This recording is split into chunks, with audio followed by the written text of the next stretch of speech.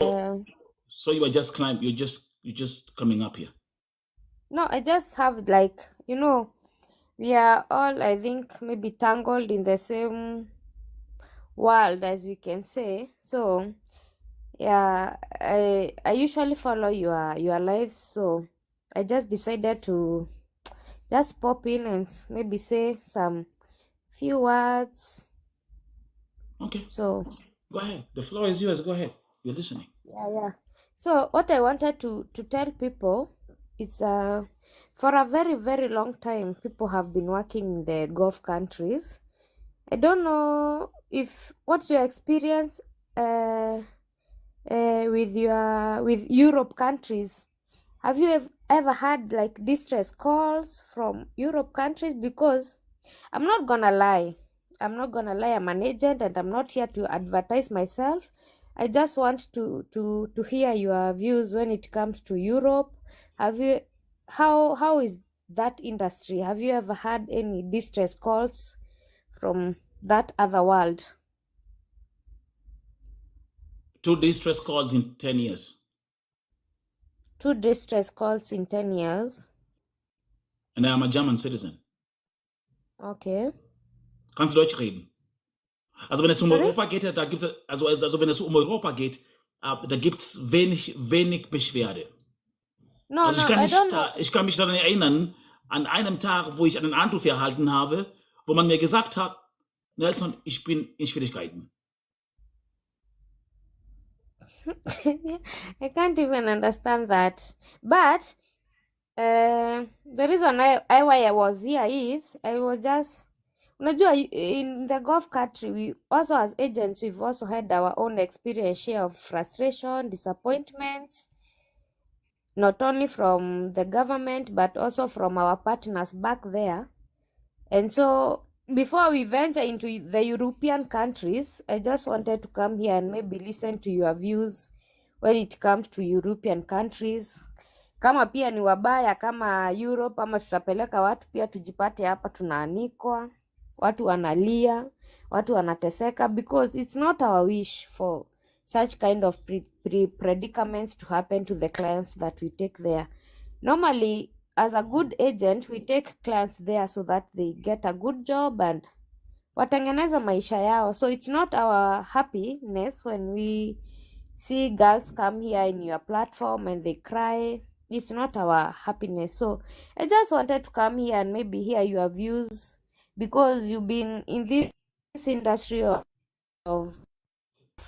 as an activist of saving the girls that they are having distress. And one thing I'm going to do is I'm going to thank you, because some of the cases you take, even us as agents, we cannot do that. We try, unaongelesha embassy, unaongelesha ofisi zako za huko umesign nazo, and you see they don't even respond to you. But when they see someone like you and you have Ruth, a big following. wait, hold up. Ruth, just give me a second. Am I getting a compliment from an agent right now? Do you know how the universe works? You are. Do you see how the universe works? Wambie. Because there are some cases that you cannot deal with, right? Yeah, there are some cases like hata mimi mwenyewe zinaweza zikanishinda at some point, because I'm talking to the office, I'm talking to the embassy, I'm talking to the immigration, and they cannot listen to me, because maybe me, the only thing I have is the paperwork, but for you, you have the platform. So if you have the platform, maybe you can have that influence more. So kama kuna cases genuine, you can partner with the agents wale wako na wasichana wanateseka, kwa sababu si ati ni furaha ya agent amekaa kwa nyumba hivi na ako na msichana anateseka. No, that is not, you gain nothing from that. You extremely gain nothing from that. You see, sometimes hata unakutanga Nelson, sometimes unaona kama kazi za Saudi, tunatafutianga msichana passport, unamtafutia medical, unamtafutia good conduct, unampeleka shule, you spend like 70,000, unapeleka huyo msichana Saudi. Pia sisi sometimes agent anakuiba hizo pesa zote, they end up not paying you. You get? Na msichana akifika huko maybe wanamtreat vibaya, but tutalilia nani? Ukienda kwa embassy wanakwambia follow up with the Saudi police. Ukililia naye wanakwambia follow up with your Saudi agent. So me as an agent, I will appreciate your platform because you have a platform. Ukiambia sponsor wa Saudi msichana wangu anateseka na nitakuanika kwa TikTok, atareact. Some of us, we don't have the platform that you have, and for you, you also don't have the license that we have. So I don't see the need of fighting you because you are not fighting us. And also, even you, at some point, you need to realize it is not our mistakes as agents. Don't fight us so much. Usitufight sana. Makosa zingine hazikuangi zetu. Si unakuta msichana, yes, anateseka, anakuambia mimi ninateseka, but you as an agent, you are trying your best kabisa. Even some of us, they are our relatives. Tunawapeleka huko wanateseka sometimes. Sio zote. Hiyo kuteseka sana. Even you, I think, platform yako saizi simereduce hizo complaints mingi, I think zimereduce. Mateso imeisha kidogo. Imeisha. But kuna vitu kidogo, and I think if you can work as a team, hizi mavitu zote zinaweza, we can solve. Watu wanachukianga agent, but you wonder, what can we do as an agent? Okay, I'm gonna ask you straight questions. Number one, where what's the name of your company?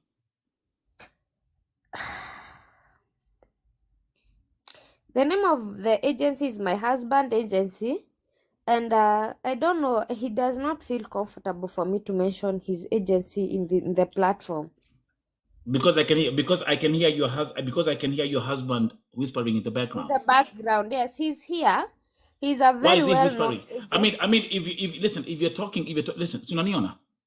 I'm a human activist, right? Yeah. You're an agent. I am. I have been for the last from 20. No, your husband owns a company. So let me tell you something. So what we are having here, do you know what we're having right now? This is what we call a forced marriage, where we say, okay, I'm a human activist, you're an agent. The people that are here, they are victims. Kuna watu sana wengi sana hapa ambao wanakuja hapa. Na wanasema aje? Nyinyi agents utuangusha. I know. How many times? Do you agree? I agree. Can you? Wale agents wa kutusi wasichana mko wapi? Si wako? Wako. My sister,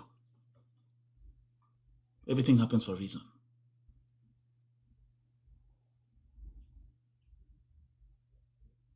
Your husband is there, right? You're doing a legitimate business. We are, but I joined this call because I also work there. His is just a name on the paper. Like saizi hapa, you see, ofisi yake iko Thika. They know.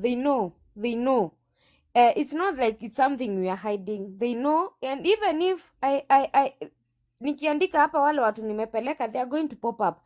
There is nothing we are hiding. The people we tumepeleka, they know, they are here.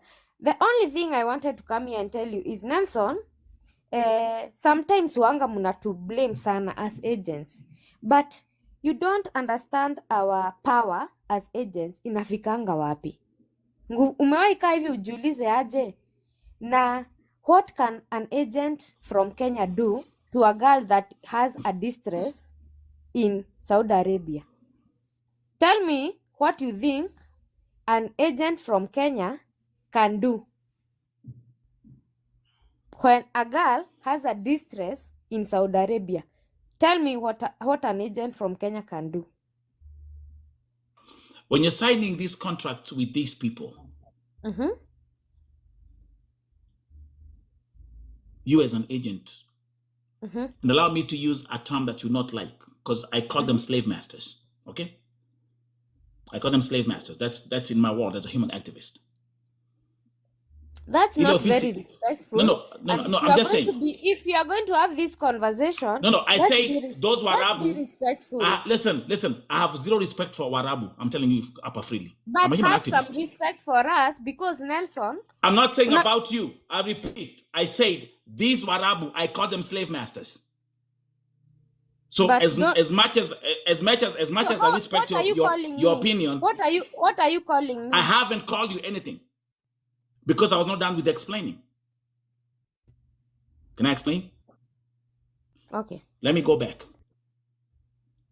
The contracts that you have with our Watu, our Rabu. What's your power as an agent when Kadama ako in distress?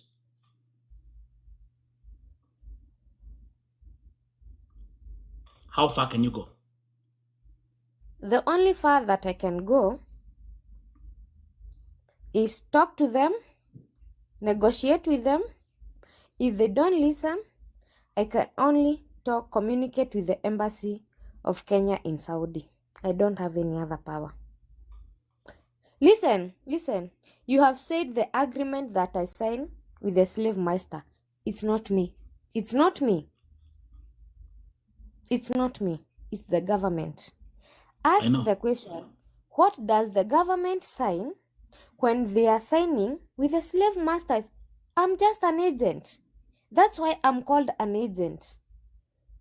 Ask the government, what is the agreement they sign with these countries before they bring that bilateral agreement to us. We have no power as agency. Even so you if have no power. a girl is in distress and the girl is in Saudi and I call the embassy and they don't pick my call, what can I do? Nelson, I'm in Kenya, I'm in Thika. As the people, they know here, they know. I'm in Thika.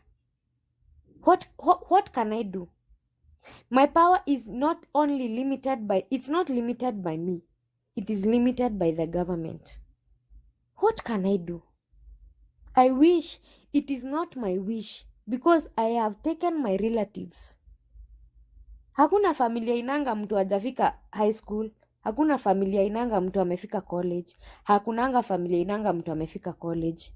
Most of us, we have people who do not even kanyanga class 8, even form 1. And what can we do? Tunawapelekanga golf. Even my own relative akiwa na shida, nitafanya nini? I will only try to negotiate with Mwarabu. Please saidie msichana. Huyu msichana anaumia, msaidie. There is no pleasure inakuanga kwa agent msichana akiteseka. There is no pleasure. It is our wish msichana aende kazi, afanye kazi, amalize 2 years, arudi Kenya.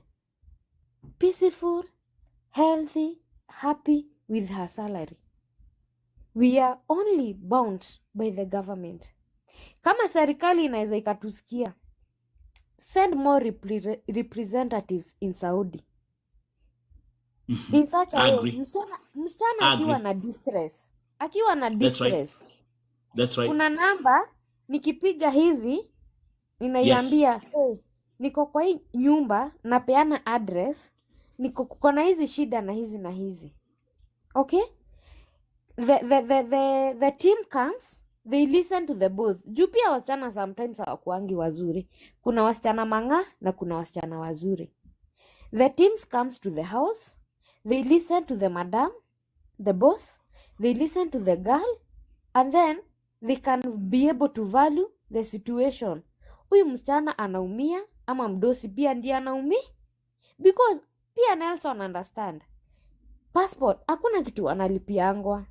Na hakuna mtu Nelson atakutoa place kama, for example, mtu akutoa Burundi akupeleke Saudi with an ill intention, purposely akutese. Hakuna. The only intention inakuanga ukuje umfanyie job, si ndio? Umsaidie kulea watoto wake, umsaidie kulea familia yake. Hizi disagreements zingine, it's only the disagreements that comes in between zinaletanga the hatred and the kuchukiana and the matesos. If we can have a team that a girl akiwa uko akipiga distress call, hey, 911 ama a certain number, ninaumia, I've sent you my location. A team of like 3 people or 2 people, they show up, they listen to the gun, they listen to the sponsor, they all come to an agreement. But That we is don't the have. only solution. But We when you don't have. tell Let me me, tell. Let me tell you what happened. What happened when about 2-3 years ago, Alfred Mutua went to Saudi Arabia. Sindio, he was yeah, invited. They had a conversation, and the outcome of that conversation, they actually even had a hotline number. Me, on the other hand, you know, I collaborate with the State Department, right? Honorable Rosalind Jogu and Honorable Emma, who you also know, they told me, Vote TV, this is the information, share this information on your platforms. I had a hotline number, I had an email address. Do you know Ruth Koi? By the time Alfred Mutua afika Nairobi, that number was not working. And at that point, I gave up on the trust of the system. Now, let me ask you a question. And everyone who's watching here, this is a very interesting conversation. And I love it. And Ruth Koi, this reminds me of the time when Nelson Mandela was released from prison after 27 years. And when he came out, he sat on the table and he said, for me to run South Africa, I have to work with the white people who put me in prison. Does it make any sense? Now, I'm a human activist. You are an agent. Mina kujanga hapa, I fight for these girls. and you fight us. And I you fight, fight us. wait. And I fight agents because I do their job. No. Let me give an example. If an agent, if a lady in Saudi or in Gulf is in distress, apigie agent, anze kutusiwa, anze kuitwa majina. That's a bad agent. Thank you. So can you also agree on this live, on my platform, that we have agents manga? And those are the ones that I will fight. And they know that. Let me ask you a simple question, Ruth. Because your husband has an agency and you also work under your husband and you have the agency.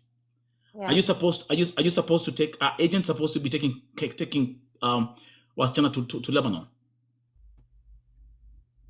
No. Thank you. Why? Why? There is no bilateral agreement, but I want to argue my point. Okay, wait, you're going to get there. Let's go step by step. Yeah. Do you see how patient I am? There is no bilateral agreement. Wambia tena, there is no bilateral agreement. Ruth Koi, agent manga, wanapitisha wasichana Mombasa, wanapitisha wasichana Entebbe, then they tell them, then they train them how to lie. No. Listen, I'm going to give you all the time to speak. Okay. I'm a very patient person. Otherwise, I can hush and trust you me. I will let you talk and I will not even say a word for the next 2-3 hours. No, we're having a conversation. Do you want that? Thank you. So, our people like this, when those victims of our Lebanon, they call me, do you expect me to respond in a very lovely way to these agents? Should I give them a hug? Thank you very much. Now, back to you. What I wanted to tell you is, we have... tell your husband to stop. Tell your husband to stop whispering. I can hear everything. Easy earphones. Wacha nikwambia hata dem akiwa na nyege mi ujua. These ones, they're that bad. Let me So, let me talk. Why can't he? Okay, you know what? Wacha aongea akiwa huko nyuma. Ongea. He won't show his face. Aria Madhuri. Aria.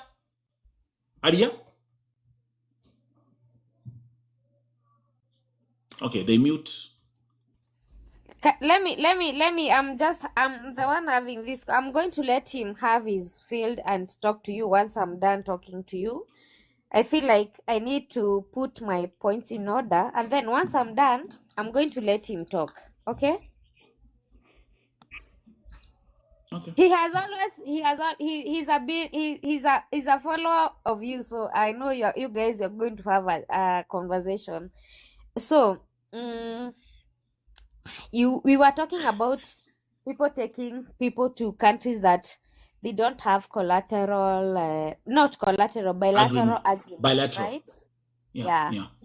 So I was just and you are saying that you get distress calls from the agents that they've taken girls to countries that we don't have bilateral From the agreements. victims. From the Yeah, victims. from the The yeah. victims. So I just wanted to ask you, when you talk to the agents, how do they respond? I don't talk to the agents, sweetheart. No, you tell me you just talk to the victims. I talk to the victims. I talk to the ambassador. I talk to the deputy ambassador, and I report to the State Department. Because how are you gonna contact a trafficker? They're human traffickers. Then most of them ni broker. Yeah. You know how this shit works?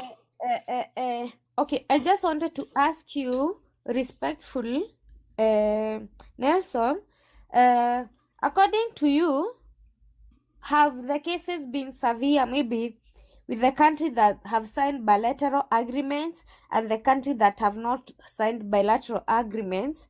Have there been a difference when it comes to cases? When it comes to severance, maybe Lebanon was more severe than Saudi, maybe Dubai was more severe than Lebanon. Has there been like a certain kind of difference when it comes to countries that have signed bilateral? That's a very good question.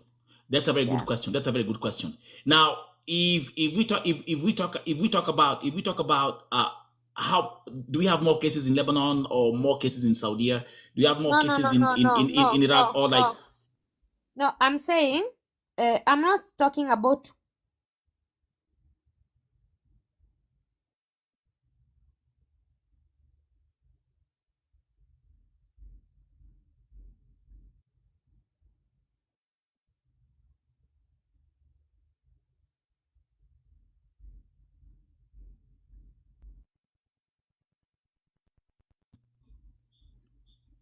Oh, you're Sorry, back. I had to pick up a phone call. Ruto was calling me. Ruto was calling me. Pole sana. Anyway, okay. I was asking, when it comes to severity, like the severe was there's like no difference. Oh, I got it. There's no difference. There's no difference.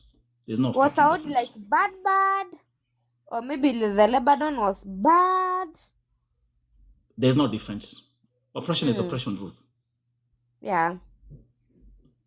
It's a good question, but yeah, there's no difference. So Saudi. The one thing I'd like to tell you though, the one thing I'd like to tell you though, Ruth, is that in Saudi we have more death cases than any other Gulf country. And that is a country that has signed a bilateral agreement. Thank you very much. At least we agree on one thing.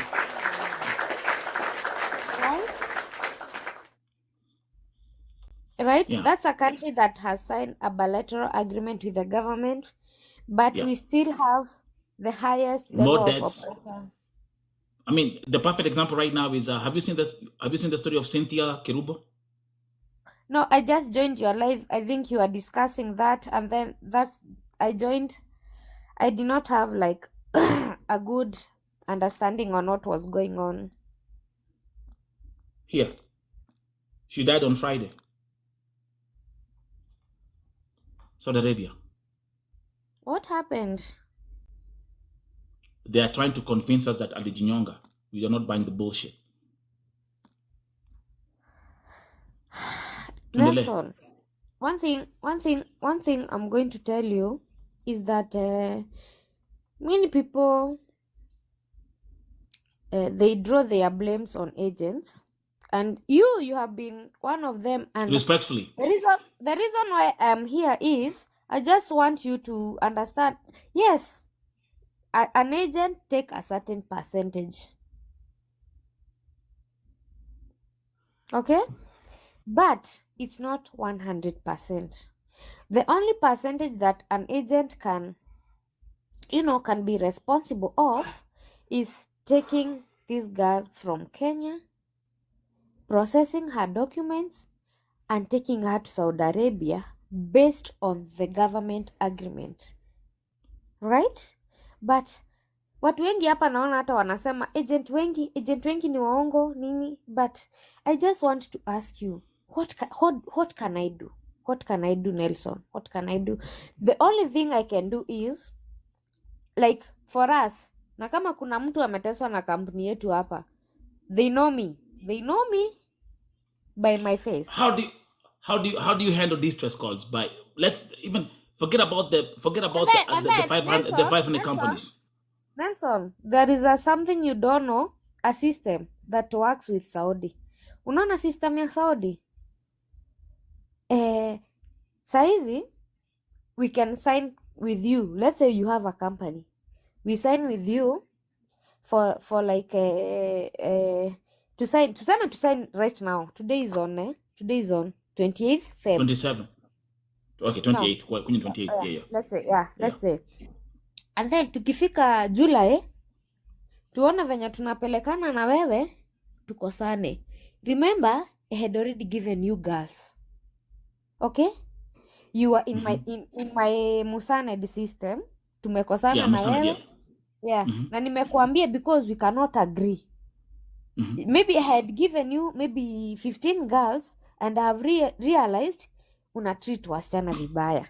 Okay? In coming July. So nikwambia wewe toka kwa system yangu because I cannot continue working with you na una treat wasichana vibaya.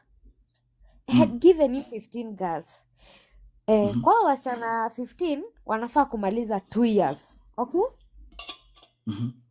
Okay? Wanafaa kumaliza 2 years. Sasa after nimekutoa kwa system yangu, uagree it's like a payback. Msichana akiwa na shida hata nikikuambia please there is this and this girl, she has a problem, can you please try to solve it? You are like you don't care. At the end of the day nilikutoa kwa system yangu, so what are you benefiting from it? Nothing. So msichana anaweza akateseka. Hata I try to talk to you, I tried kuandikia NEA, I tried to CC embassy, I tried to CC Emba labor, I tried to CC embassy. There is not. I tried to CC Saudi police. There is nothing they are going to do. I don't Ruth, have that superpower. And by the way, we're gonna have an open Q&A. Someone is asking. I'm open. I am open. No. I know. I salute you, Ruth Koi. I salute you for coming. I salute you for coming on Vote TV, because tens of thousands of agents can't even dare to step their feet up. Let's so we are having a very, very mature discussion right now. And I want for all the viewers, especially new ambao mko Gulf, mko hapa, take notes. Na kama pia I will add, kama kuna mtu anajua nimewahi mpeleka mahali and maybe she's okay, I would like a thumbs up. Pia I deserve a thumbs up. Na pia mwenye ako na shida, a thumbs up pia niambie, but I doubt. Okay. So, tuangalia hapa. Mtu amesemaje? The moment umekanyanga Gulf after 3 months, hakuna agent huwa ana respond. Wacha kusugarcoat mambo. What do you say about that? Can I answer that? Of course. Yeah. When you the agreement between the Kenyan agent with the Kenyan Saudi inakuanga 3 months probation, and this month's probation is ukiwa na ukikataa job, ukiwa na issue yoyote, you can back Kenya with no, hakuna mtu atakulipisha anything. Job imekushinda, you can back to your country. Okay? But now after 3 months probation, sasa hiyo inakuanga responsibility ya ofisi, the Saudi office. Do you get the point where it is? Okay, I get it. They're listening. We are listening.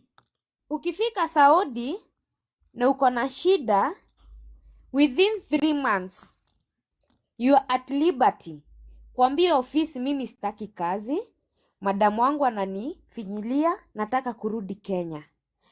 Hiyo, it is fully responsibility of your Kenyan agent. But the moment umepitisha 3 months, it is the responsibility of the Saudi agent. Okay?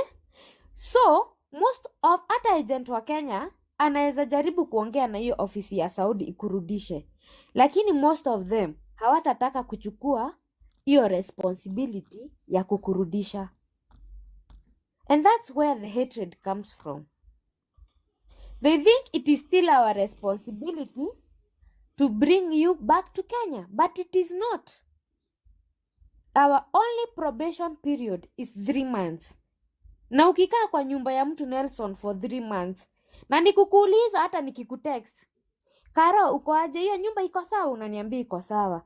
Ukimaliza 3 months, it is not my responsibility to buy you a ticket back home. It is the responsibility of the Saudi agent to return you back to the country. And most of them, they don't accept that expense. So inabidi wakupush ufanye kazi. So in other words, I don't mean the responsibility of the office. It is the responsibility of now the person that mwenye alikuchukua, your boss. It is your boss's responsibility akununulie ticket urudi Kenya. Most wasichana wengi waulize, Nelson, ukipata shida within 3 months, according to the bilateral agreement signed by the Kenya, it is the Kenyan agent responsibility. Within how many months? the probation period. The probation period. Yeah. Ukiwa na shida na 2 months. And what happens, what she's not telling you, and I'm gonna say, what she's not telling you, after the end of this probation period, whatever amount that was agreed between the agent and the office, the company in Saudi, then they get their funds. Correct? Sorry? After the probation period, once that Kadama is in that house for 3 months and has finished 3 months, then whatever agreement in terms of payment between the agent and the company in Saudi Arabia, the funds are released. And you as the agency, you have your money, you have your commission, which we can even talk about. Do you know the commission, Nelson? Do you know the commission that we get is for what? Have you ever thought, like, Kenyan agents, they get paid, but what do they get paid for? Have you ever thought of that? If you check an interview that I did with an agent, a CEO of an agency back in 2021, yes. Okay, what did he say, like, the commission of an agent entails? I want you to be, since you're here, I want you, listen, you're not talking to me, you're talking to the people. Kuna wasichana wako hapa wengi sana. Hapa. Nikianza kuuliza, ngoja kidogo, let me ask you a question. Wacha uone. Wangapi wako hapa wako Saudia, hata si Gulf, tuseme tu Saudia. Let's start with Saudia kwanza. Wangapi wako hapa wako Saudia mikono juu? Ni wengi. I know ni wengi, but the problem is we pretend to be Wait. So, talk to them. Tell them what that commission entails. Wako hapa, wanasikiza. I just want to ask them, ni nani kuna passport? Do they pay for anything? Kuna passport, kuna medical, kuna good conduct, kuna visa, kuna NJAS, kuna labor paperwork. There is a lot of things. Yeah. And this money, they don't pay even a single cent. Even a single That's cent. Right. Right? Yeah. So all this money, ila mnasikianga agent analipwa, it's part of his pesa yenye alitumia to pay for your things. They just, they just get refund. And but Ruth Koi, let's also be honest, let's also be transparent. At the end of the day, you're still running a business. You can't be running a business. What if we do this, What if we agree like this? To solve all this drama, okay? Like, I believe you usually don't have a lot of men cases. Absolutely true. Because men, even those, the good thing about men, They pay for their process. What if we do this? Let the girl pay for her visa. Let the girl pay for her medical. Let them pay for everything. And once they go there and they see the job is not favoring them, they're at their own liberty. They're at their So- own liberty. so that was what she was talking about, the money. Ile pesa mnasemanga maagents wanalipwa ndio wanalipwa pesa. She is explaining to you how they use that money for you. But at the end of the day, it's a business that you're running. Do we agree? Fully legitimized business. Okay. So you with your company, which countries do you take girls to Gulf? Saudi peke yake? No. We are actually currently doing Europe. Tumechoka na Gulf. We are actually Saudi. We are no longer doing those kind of business because So how? Okay. So allow that part is very, very interesting, because now if we touch on Europe, now that becomes a slippery slope, because I'm absolutely because I'm European. Okay. I was born in Kenya. I'm a German citizen who lives in the United States of America. Okay. Now, I want Ask first of all me. to hear from you. I want to hear from your side. How are you taking people to Europe as an agent? Work visa. Which countries? Romania. Eastern Europe. Yeah. Which jobs? We are doing nannies.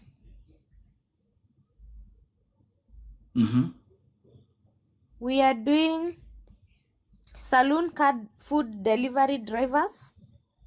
We are doing cleaners, and I am doing massage. That's are the only jobs that I'm currently doing. And I want to be very specific. I am only doing Romania only. No other Europe country. Now, allow me to, Ruth, I'm just going to tell you the truth. Bring it. Romania is the Daguretti of Europe. You know what I Does mean? not matter, honey. Does Wait, not matter. I repeat. Wait, I repeat. That's what, Tuanzi Apple. Now, again, we're having a very, very mature man to woman conversation. Mm-hmm.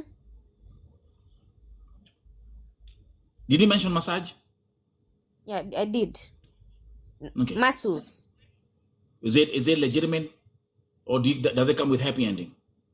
You gotta be careful with this shit. Don't be dramatic. Don't be dramatic. I'm not dramatic. What happened in Turkey? How many girls were taken to Turkey? I did the expose for Turkey. How many Kenyans were taken to Turkey for Kasa massage? Wakuya masseuse? And I'm gonna speak about this in very, very, very, very, very eloquent terms. What happened? How about you do this, eh? How about wait. you let me do my job, and if I'm on the wrong, how about you come and question me when I'm on the wrong instead of questioning me when you absolutely have no facts? So Romanians are running to Western Europe, and you're taking people from Kenya to take them to Europe. That's actually a pretty interesting How much demographic. is the minimum salary in Romania? How much is the minimum salary? You tell them I don't know. How much? You say is the Dagoretti of Europe. You tell them. You say you tell are them. a citizen of I'm not Europe. asking. I'm a European. Have more information. I'm a European. You are the one who's running Romania. How much are they getting paid for the masseuse? You said you are a citizen of Germany. I'm a German citizen. Ich bin deutsche Staatsangehörigkeit. Also bitte You schön. should know better when you say something like Romania is the Dagoretti of Europe. You should know better. Statement. Not unless you're assuming without the facts. I'm not assuming anything. Give us the facts. What is the minimum salary in Romania of a foreign worker? Okay, which facts do you want to get from me? You are the one who's running the business. I'm asking you. You should be telling. what is the Listen, minimum? I've given you the platform, Ruth. You might get 3 customers from here today. I know, but I want us to be very respectful. People will come to your inbox. People will come to. Wait. People come to your inbox and be like, hey, you know what? Nimekuona kwa Vo TV ukiongea unapeleka watu Romania. What? I promise you that. You'll get inbox. And I respect you so much. And if you I don't had even, a very cordial, and I've been very respectful, very cordial conversation, right? So talk to them about Romania. And I, even when I came here, I came with a word of, I respect your platform, because you do some jobs that we cannot do. Because sometimes nikiambia Mwarabu nitakuanika kwa Vu. They act, right? So I came here with a very respectful approach, and that's also what I'm asking. And that's what we're gonna keep on doing. So if I come here with, I'm saying that this is the job I have, don't demean the country, because right now Vu hatuendi golf.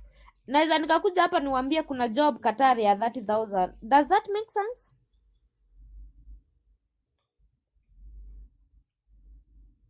No. It doesn't. No. So the only jobs now I'm having, I've said I have Romania jobs. Yeah. I just applied I've just applied my paperwork. I know I'm going there to explore more jobs opportunity in Luxembourg. There is a lot of jobs opportunity in Europe. Okay? So absolutely. For now, you're doing Romania only. I'm doing Romania only, and the jobs I have 3 sure bet categories. It's the massage ladies. There is no happy ending. There is nothing like that. I want professional people, and the salon drivers, they are for the food delivery. They are going to deliver food. Okay? And the other job I have is for phone repair technician. Someone who can repair phone. You see, maybe you can fix a screen, a motherboard, such kind of thing. And there is a training in Romania. Those are the only jobs I have. And those ones, they are no visiting visa. They are no some funny transactions. Those are working Romanian visa. I don't have any other jobs. I'm not going to come here and start lying to you I have other jobs. Those are the and no matter you are calling Romania the Dagoretti of Europe. That is a key. I'm giving you a key. I'm opening this door of Romania. This is a key. It is up to you to decide. Do I want to open Italy? Do I want to open? I'm not going, mtu ni kufikiria. Nakupea funguo, niwe ufikirie utafungua hii ama utafungua hii ingine. I'm just giving you a key. Have you been to Romania, Ruth? I have not, but I will. So, no, you're on mute. Sorry. Can you hear me now? So, let's come to the world is watching. Ruth, Ruth, by the way, let me just make a quick joke. My price is 1 million for brand sponsorship. Kwa na mudhuri waku, aikona mukada muone adu nie de haha, mode he million yemwe. And by the way, mudhuri, be yako more than haishire, they only 1.5 million. Okay, we might be having this conversation like a joke. But I'm telling you, by the time umaliza live ukiingia kwa inbox yako utapata watu wakikuuliza nimekuona Vo TV uko na kazi za Romania. Let me ask you a question. How much are you charging them for the commission for those three categories? I am not going to lie to you, Nelson. Kama kuna mtu amewahi enda Romania ama any European country, they know it's a process. Hii si ile ya golf ulikuwa una apply passport hivi alafu kesho it's a process. You have to get the IGI approval. Once you get the IGI approval, which you can even check online, you must get the work permit. Once you get the work permit, you must take the work permit to the Romanian embassy for the interview with your passport. Alafu ndio unaekewa nini? Passport stamp yako. It takes 3 months. We are only charging 370,000 inclusive of the ticket. Na mimi sitadanganya mtu, there is a down payment of 100,000. Na wewe if you halt the process, there is no refund. If we take more than 4 months before the process ishe, you deserve a refund. But uki halt the process, tukiendelea na process, kama tumefika mahali fulani tukuitisha document fulani, you don't want to give us the document, you are delaying us. If you halt the process from your side, there is no refund. But tukiendelea vizuri, Nelson, hata kama unasema Romania ni Dagoretti ya Europe, kuna kazi, kwa sababu if a saloon driver food delivery, hata kama anapata 700 euro na anapata tu tips kidogo hapa na kule, wacha afanye kazi hata kama ni 6 months. Ako Europe, atumie akili, ajue Mungu atamsaidia aje huko mbele, na asinitaje na asirekodi live aonyeshane huko nilisema.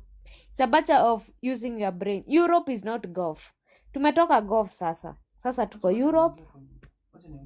And yeah, Your husband wants to talk.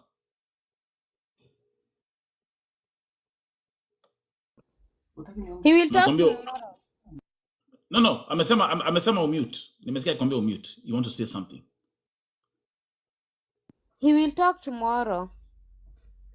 Acha niingie nianze kuongea na yeye. Okay. Nimesikia akisema wacha ingie. Netaiga muthuri. Waigawa ikira na yaku waria nayo.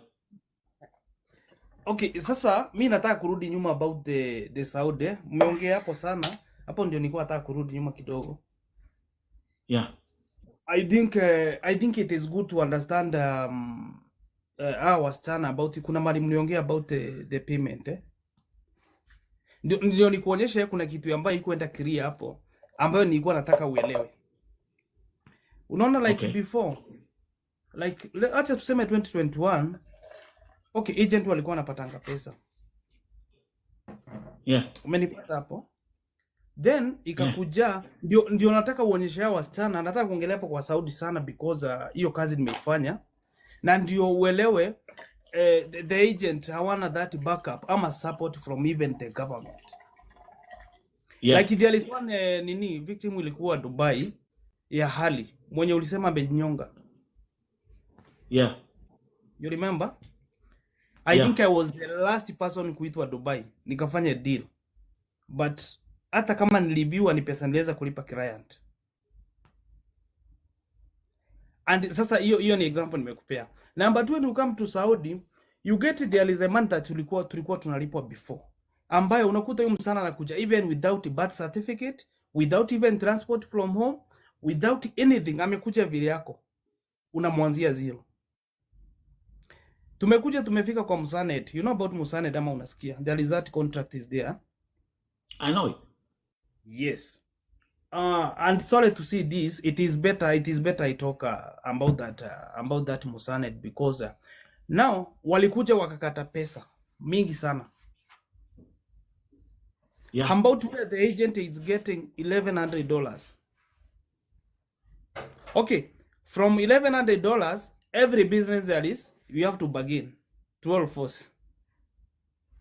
You have your expenses. You're running a business. Yes.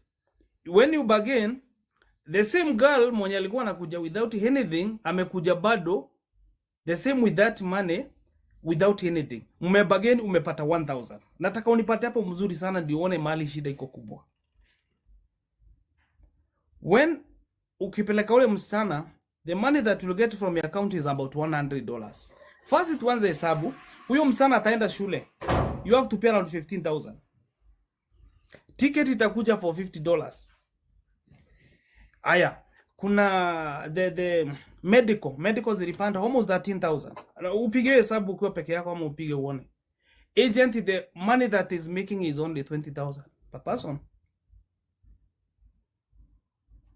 You get that point, eh? So wakati hawa sana sometimes they are in Saudi, sometimes they have to understand. As you said, kuna the point that you talk about how either kuna agent mbaya na agent mzuri, wenye wanaongea mbaya ndio utavyo. Hapo sasa. So, yeah, agent, we have a lot of challenges and the government is not supporting us. Is not supporting us. Because Okay. let me ask you, hivi nimepeleka msichana amepata shida. Already hiyo msichana nimetumia about 80,000. Si kweli?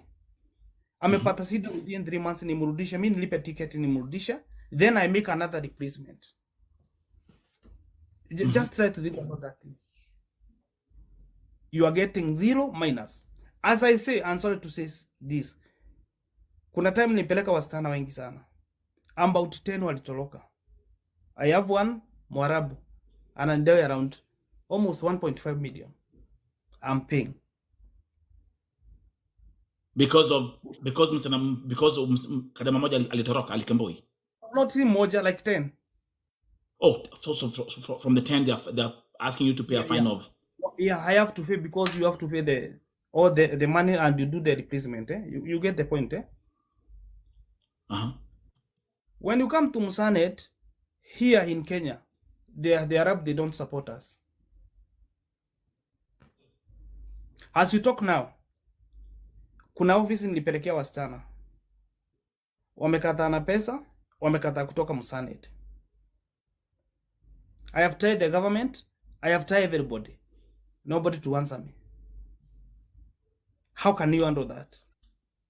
Can I ask you a question? I have like 3 slots. Yeah, I have 3 slots. Now like 2 slots is not working.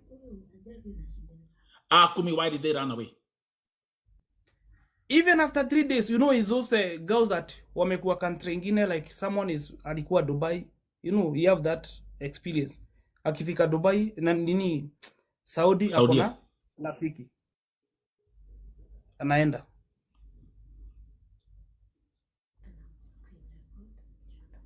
It's okay, I can hear everything. Attack whisper, I hear everything. I have some very easy. My main point I wanted to support, my main point was that agents are getting a lot of problem. Most we was having around 1,000 agencies. Sahi wameanguka. There are around 500 agents registered. Do you know why that happened, my friend? Let's just be honest. Because most of these, at one point, Kenya had 1,283 agencies in the NEA system. And do you know why they were wiped down all the way to 500? Because they realized that most of these agencies were operating illegally. Some of them, let's just be honest, is that accurate? The State Department and the Ministry of Foreign Affairs and the Ministry of Labor, NEA did not remove these over 700 agencies for system because it was fun, because simply they failed at their job, because simply they were involved in illegal activities. Now, my friend, ukina nikiwa mimi kama human activist, fighting, magunia, mashagala bagala, those are the kind of agents I used to call out. Me, I understand that. I understand very. Okay, the point I was having, my point was very, very, very clear. To get that where sometimes the agents where they get a problem. You get, that was only my point.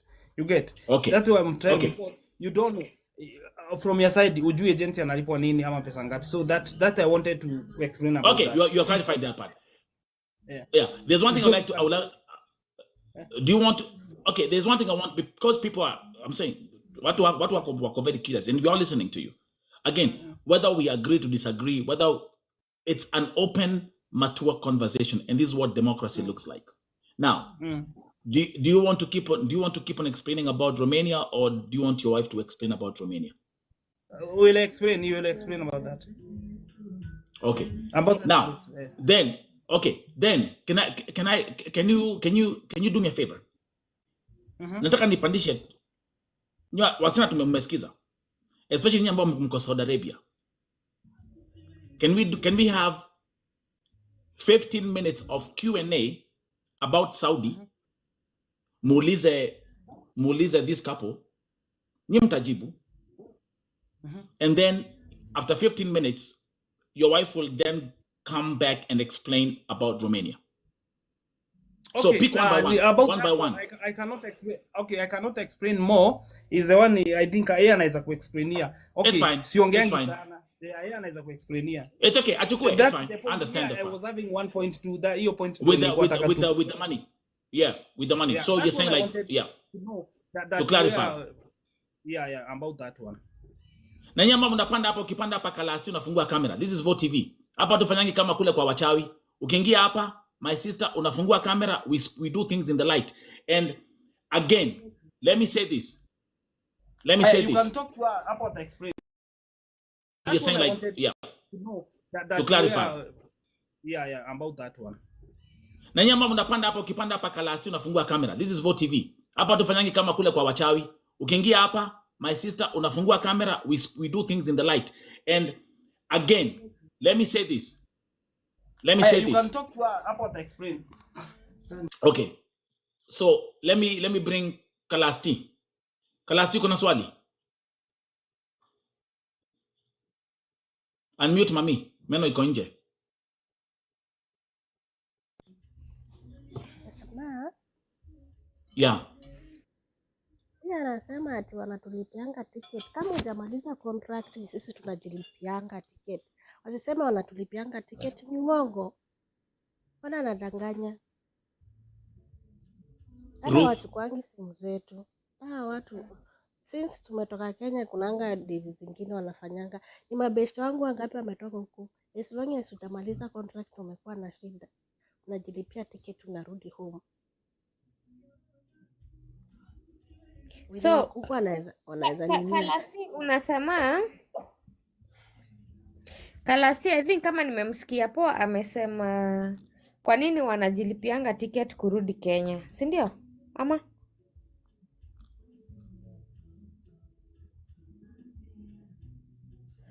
Yeah.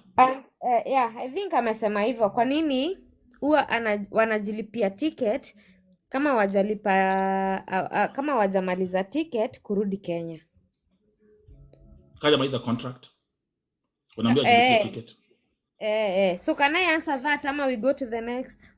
No, answer that first. Alafu nitakuletea. Tiff is in the building. Thank you.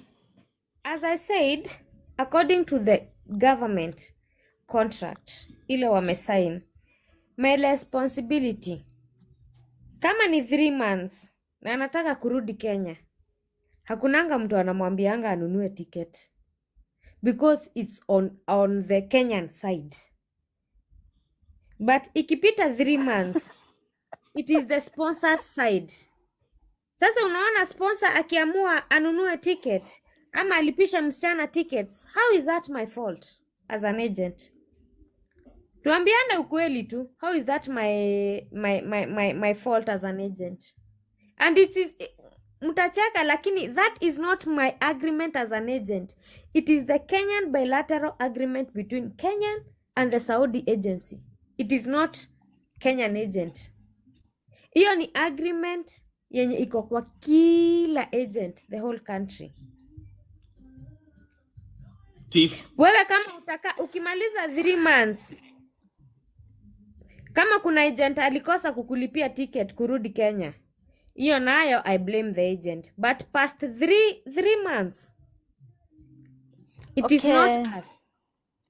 Na ni venye msomangi agreement. Juu mkisoma agreement, kuna mahali kuna kuanga pameandikwa 3 months probation period.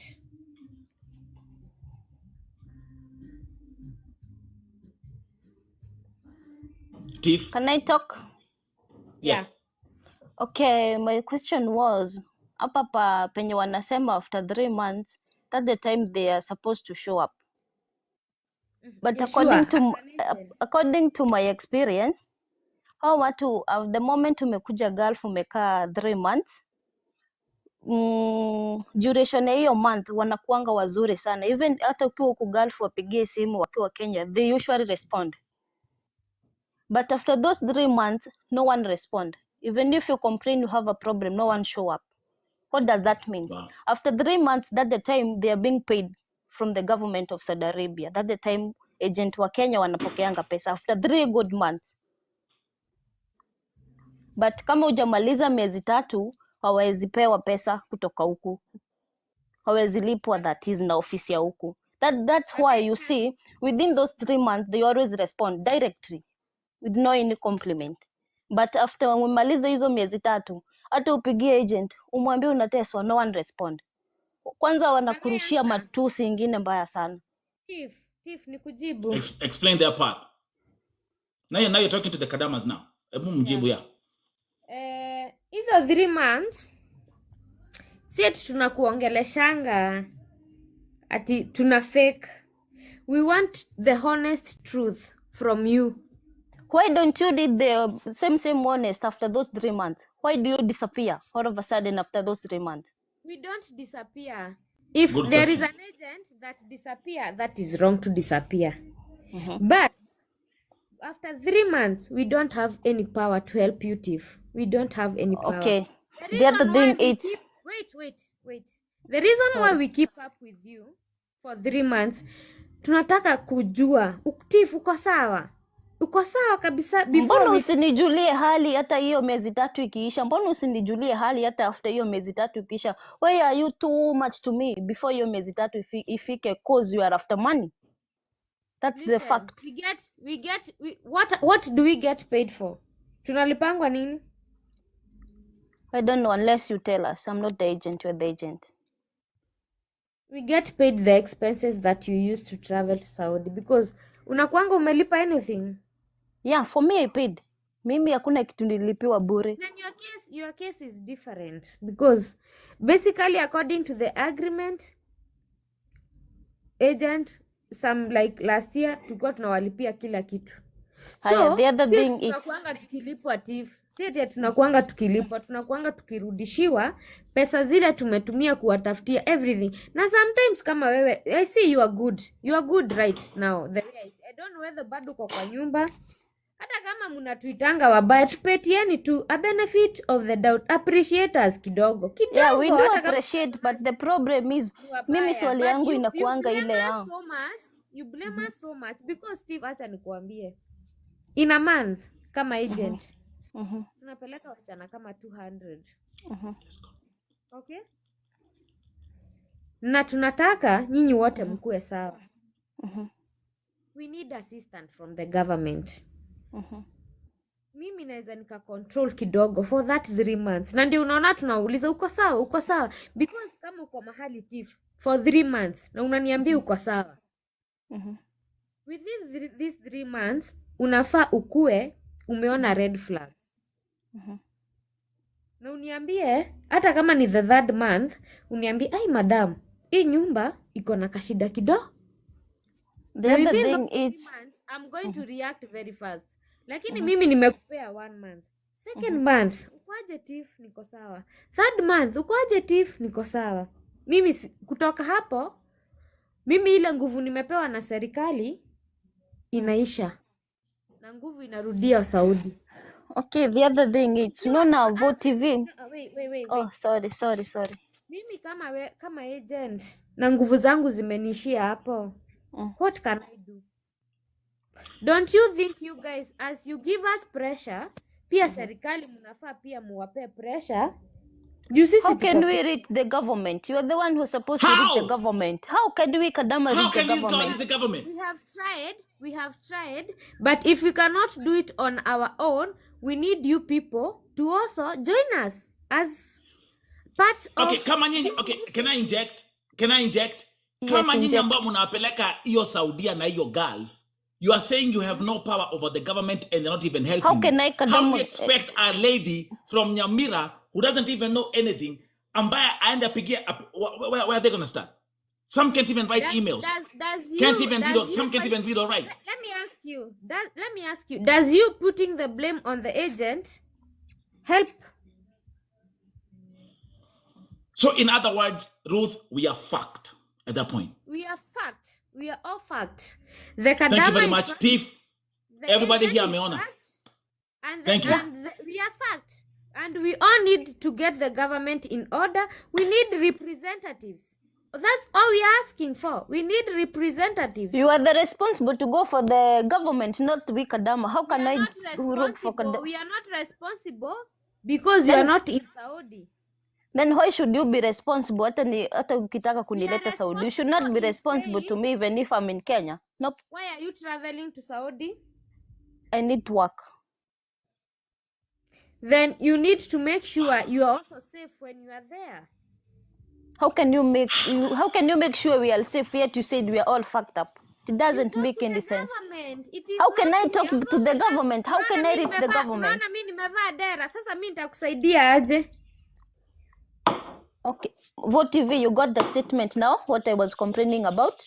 Yes. Thank you. It is Thank you. You have already shown up what I was saying. don't blame. Unajua nyinyi mnakuanga na selective hearing. Yani nyinyi mkiulizwa, you want to take all the weight, mumwagilie agent.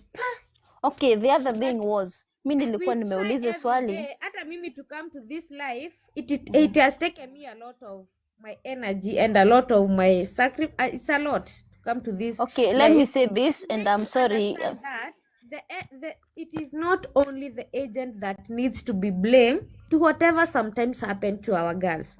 We love our girls. Siwezi nikaenda nimtafutie passport. Kuna wale wako sawa. That is our wish. Kila mtu akue sawa. Okay, let me say this, Ruth. Next time, try to secure your job, please. Don't try to come and talk here something which will ruin your job. Because for now, mi siwezi advise mtu ako hapa kuja kwa Ruth that he is an agent. We have already shown up, you are a failure. Because I'm saying the truth, you want me to lie? All the best. What is the Bye. difference Vote TV, between thank me you. and other agents?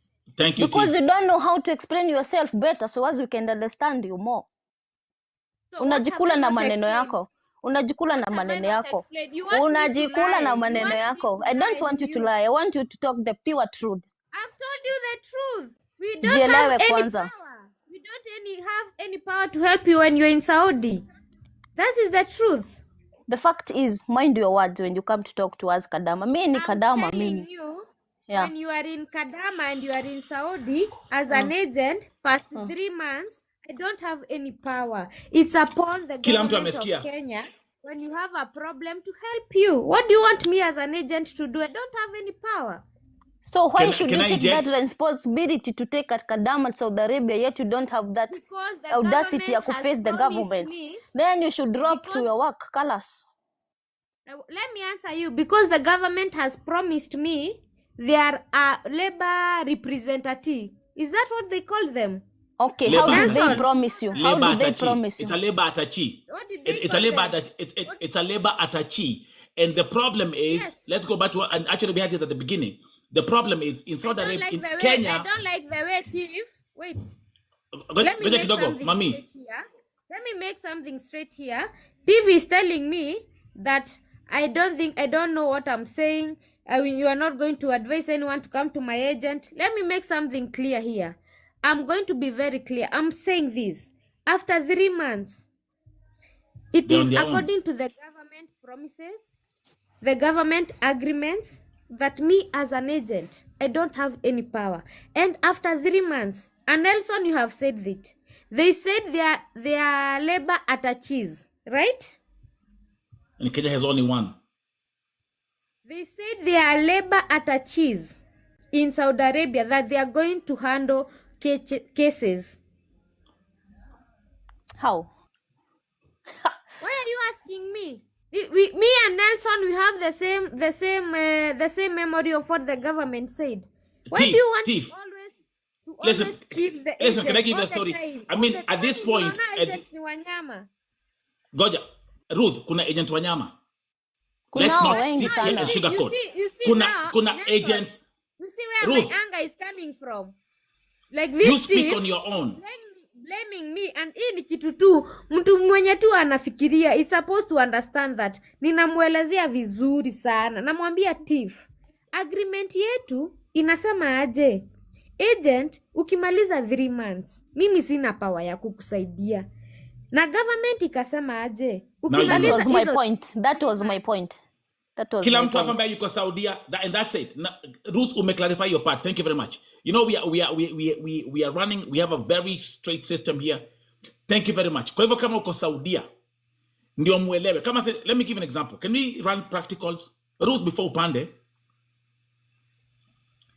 a lady came here from Kenya. This is what happened. Msichana ameenda Saudi Nelson, Arabia. wait, because nataka Tiff akitoka hapa matukiachana, I want to have a clarity. No, Maybe I'm relax. not No, understanding. we got already- time. We got time. We got time. I would like her We- to make me understand what she would want an agent to do Of when a course, we'll girl get to has that part. a distress We'll get to call that in part. Saudi. Naweza taka nisikie advice ya Tiff.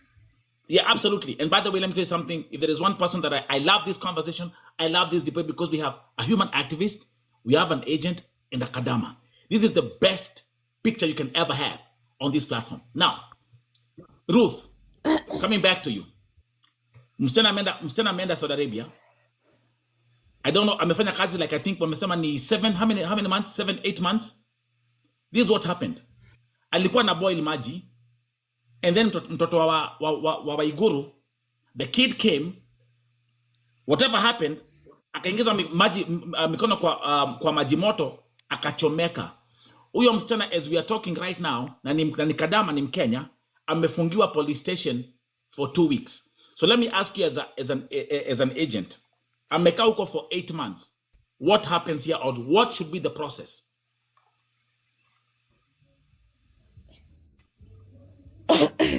As I said earlier,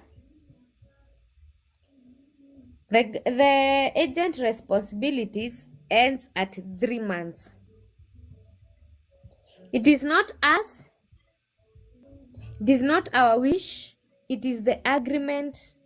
It is the bilateral agreement between Kenya and Saudi, and that is what people they are not getting. No, that's not that. Listen, that's not answering my question. this point- So who's responsible? No, I'm trying. They came to Vote TV. I'm bringing the government labor attaches, and the government, no, the Kenyan government attaches in Saudi Arabia, and the recruitment agency in Saudi Arabia.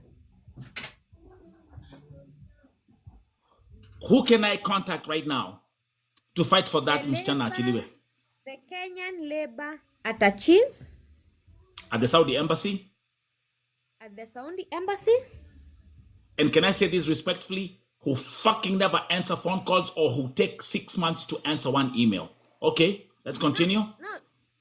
And the second person you should talk to is the Kenyan embassy, not to blame him, but to try to make a connection to the agency in Saudi Arabia that hired the girl.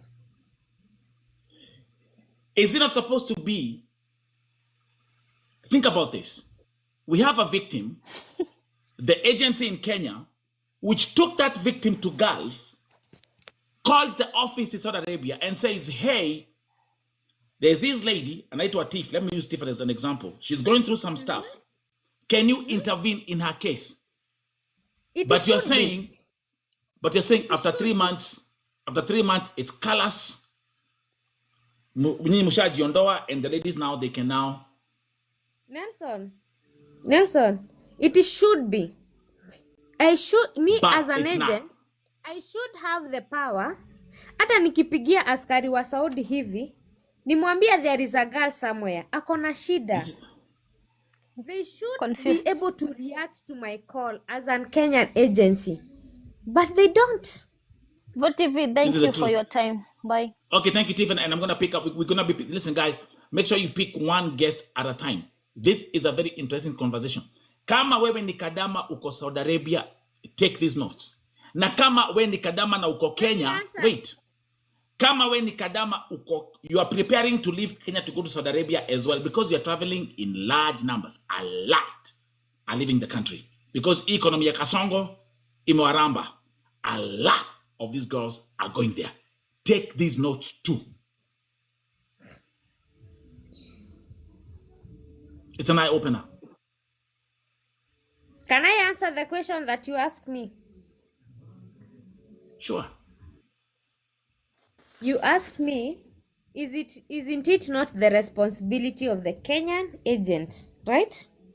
Should it not be? That should be like that would be the system that can end That is this how it is. oppression by 90%. Nelson, when I came here, I told you I appreciate your platform because you do the things we as agents we are not able to do. Thank you. And the difference is, We and you, don't have the power. and you know what? Because And you if know what, right Ruth? now if a girl is in distress and I call Let's a open Saudi your camera. police, okay, Yeah. and I tell them, Yeah. hey, there is a girl who has been burnt. Can you please go there and do this and this? I'm a Kenyan agent. I brought this girl to Saudi. Can you please go there? Nothing is going to be done. Ruth, next month, blessed ufungue kamera Kakware ama nikupeleka Shakahola. Let me say this. Ruth, we are actually tomorrow, Vote TV turns 10 years. How many Arabs have I spoken to? Begging them, fighting with them. How do they react? Oh, I can tell you something. It's a lot of motherfucking being dropped in that conversation because I don't give a fuck. We're gonna have that conversation. Listen, when I speak as a human, you see, I'm a human activist. Human activists don't get paid. I sacrifice my life for these people here. So hata leo ni vizuri mnasikia, and Ruth, let me give you credit. I'm gonna give you credit.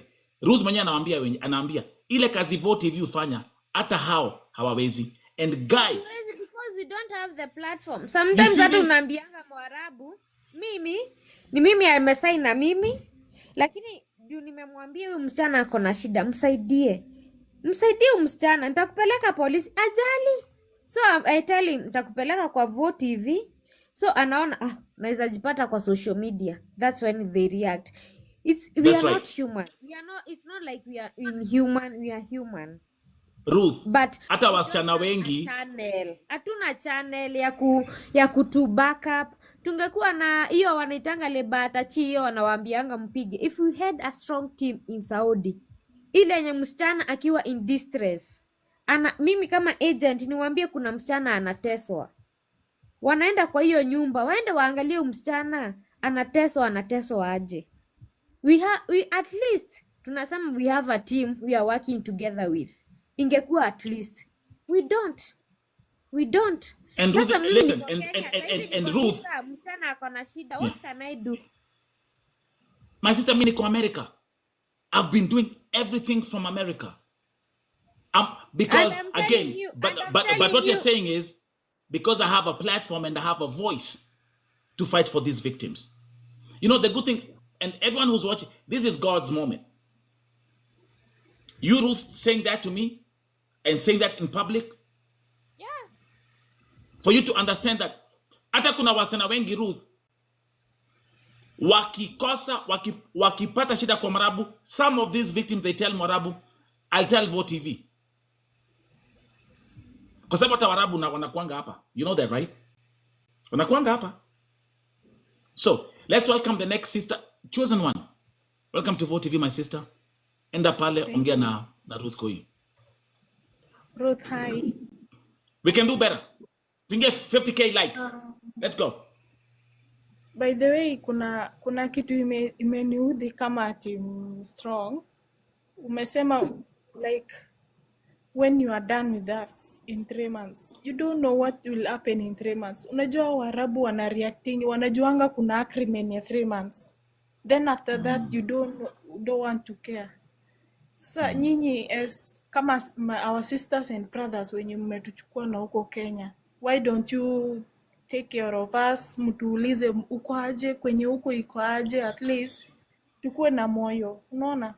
That's why we end up tunachinyonga, wengine wanachinyonga juu depression. At least you follow her, hata kama hakuna. Lakini what I came to realize, you agents, nyi mkishapata zenyu alafu ni kama mnaoneanga sisi kama team strong wifu, tena mnasikia ni kama we are benefiting, but both of us we are benefiting. Even in God's hand, Mungu anajua, Mungu anaona. So kama umeamua tu ukue agent, kuwa tu agent roho safi, don't block us. Si bado tunarudi Kenya, bado tunawahitaji. Si eti tuna benefit for once, we come for you again kama umetusaidia. Then tutawaharibia jina pia. Kama nyinyi mshatuharibia sisi tuteseke na huku. All of a sudden tunaweka ukuta ya jina yenu, tunawaambia huku ni red flag, don't try. and that's how you lose your market. Thank you. Can I answer you Susan one? Because Yes. umeniangalia yeah, Sure. you are respectful, but kuna swali umesema after 3 months mbona huwa tunawaachilia na Ni wewe ndio ulisema after 3 months hauna shughuli na sisi. Ah, That's where you touch. please don't misquote me. Si kusema after 3 months hatuna shughuli na nyinyi, ni ati hatuna shughuli na nyinyi, you are still our clients. Na ndio nimewaambia aje, we not only take you people juu pia sisi kwetu si eti tulisoma sisi wote tukaenda university, si eti Ruth, you tulisoma said sisi it. wote tukaenda for Okay, Ruth, why are you okay, recruiting okay. people who are not educated to understand our rights? Mbona nyi sorry. mbona mna recruit sawa weni mtu mwenye ako ofisi, si ndio? Kwa nini unaokota watu wenye wako kwa streets wenye hawaelewi our rights? Mnatuokota sisi wenye hatujielewi, tukae wote madanda, tutasaidiana aje? First of all, Yes. I think hata wewe chosen one, kuna mtu alikuendea mahali very respectful. I want to be very No. respectful. No one. No one. Ulisikia tu kuna kazi zinakuanga Saudi, ukatafuta agent akakupeleka kazi, si ndio? Alikutafutia, ni mseme tu kweli, alikutafutia kila kitu mpaka ukafika job, si ndio? Unaona happiness yangu mimi kama Ruth, happiness yangu ni kutafutia kila kitu. Mimi pesa yenye nimetumia nirudishiwe hiyo pesa yangu. Nikipata faida ya 10,000 nitakuwa nimekosea? Hakuna. Niko na watoto. Okay, mami. Tuende tu pole pole. Niko na watoto. Nikuulize. Acha nikuulize mam. Usiniulize, ni mimi utaniuliza, nataka tuende pole pole. Yes. Niko na watoto. Ni mimi nakuuliza. Niko na watoto. Niko na watoto. Niko na watoto. Sio wewe, ni mimi. Uko na watoto pia. Niko na mtu anafanya kazi kwa ofisi. Niko na ofisi ninalipa. Niko na serikali ninalipa. Niko na license ninalipa. Hii process yote nipate kidogo, kupate kidogo. Inakuanga kama ni kutransfer. Kila mtu anapata kidogo. Lakini kuna mahali nyinyi mnafikanga, nataka nikupeleke pole pole. Kuna ndio sometimes msichukiange agent sana. Kuna mahali inafikanga mahesabu saa zingine zinakosa kuingiana. Juu sasa unaona kama yeye unasema after 3 months tunawaachilianga. I can tell you for a fact. Ile siku ulitoka nyumbani. Hey Eugene, I see you bro. Ukaambilika leo unaenda kuchukua passport. I'm sure you are very happy. Very happy. Na ukuitishwa hata bob. Ukaenda medical ukuitishwa hata bob. Ukafika airport ukuitishwa hata bob. Patia tu agent wako flowers zake, ana deserve flowers. Mimi simjui, but as an agent najua alifanya kitu. Mpe flowers. Mwambie my agent ulinisaidia. Na mahali ya kuenda vizuri. Okay, wacha nikukate. Obvious in 3 months tunawapeanga ile ya kusema enyewe amenisaidia. Lakini after that hapo ndo nyinyi mnajikata na sisi ushakula yetu mna move on. Kukula yenu unamaanisha aje? Aya, kuna tofauti ya agent na kuna tofauti ya broker, si ndio? Broker amenipata kwa shamba yangu akanitafuta. Na wewe agent kuna ile responsibilities yako lazima uifuatilie. Yenye unaniambia nilikulazimisha unitafute. Kwa nini mko na mabrokers? Then you talk like that. Sasa choose na nitakutoa wapi na uko Kisii? Na niko Nairobi. Okay, it's her business and you have to take care of your sister. Unajua kwenye umepeleka sister yako lazima uifuatilie vile kunaenda. Thank you. Lakini mom, when you come here you come with a valid questions. At least tusaidiane. Nataka tutoke hapa tukiwa friends, Na Ametoka haraka sana hata sijamaliza kumuexplainia. Let's welcome now because we have people who are watching. I mean, Vote TV is watched worldwide. You got my folks, Vote TV USA, Vote TV Europe, Vote TV Gulf, Vote TV Africa, and Vote TV Australia. Now, let me welcome my brother Eugene Abroad. Eugene Abroad, I'm going to also, I don't know whether if you are at work. My brother Eugene Abroad is in the USA. Questions to Ruth Twendele. So Ruth, how are you doing today? I'm good, doing good, Eugene. How are you? I'm good. I'm good. So Faith, you are an agent, right? Yeah, Are you registered with the government? I am. So the government know what you're doing. Exactly. So you have a record of the people you have taken to different parts of the world. Not only me, even the government, she does. No, now we are talking to you, not the She government. does. I do, yeah. Yeah. So have you so which country have you taken these people? Just if you can mention 3. Mm, Saudi, Dubai, Qatar. Saudi, Dubai, Qatar. Have you been to Saudi? No. Have you been to Qatar? You have been to Qatar and you have been to Dubai. No. So have you ever visited any of One your have. So you said you have been to Saudi, right? Qatar. Qatar. I've not been So to Saudi, I've been to Qatar. Yeah. so you have the clans that you have taken to Qatar, huh? Mm, Have you visited any of your clans? no. Why? I went there before my recruitment picked up.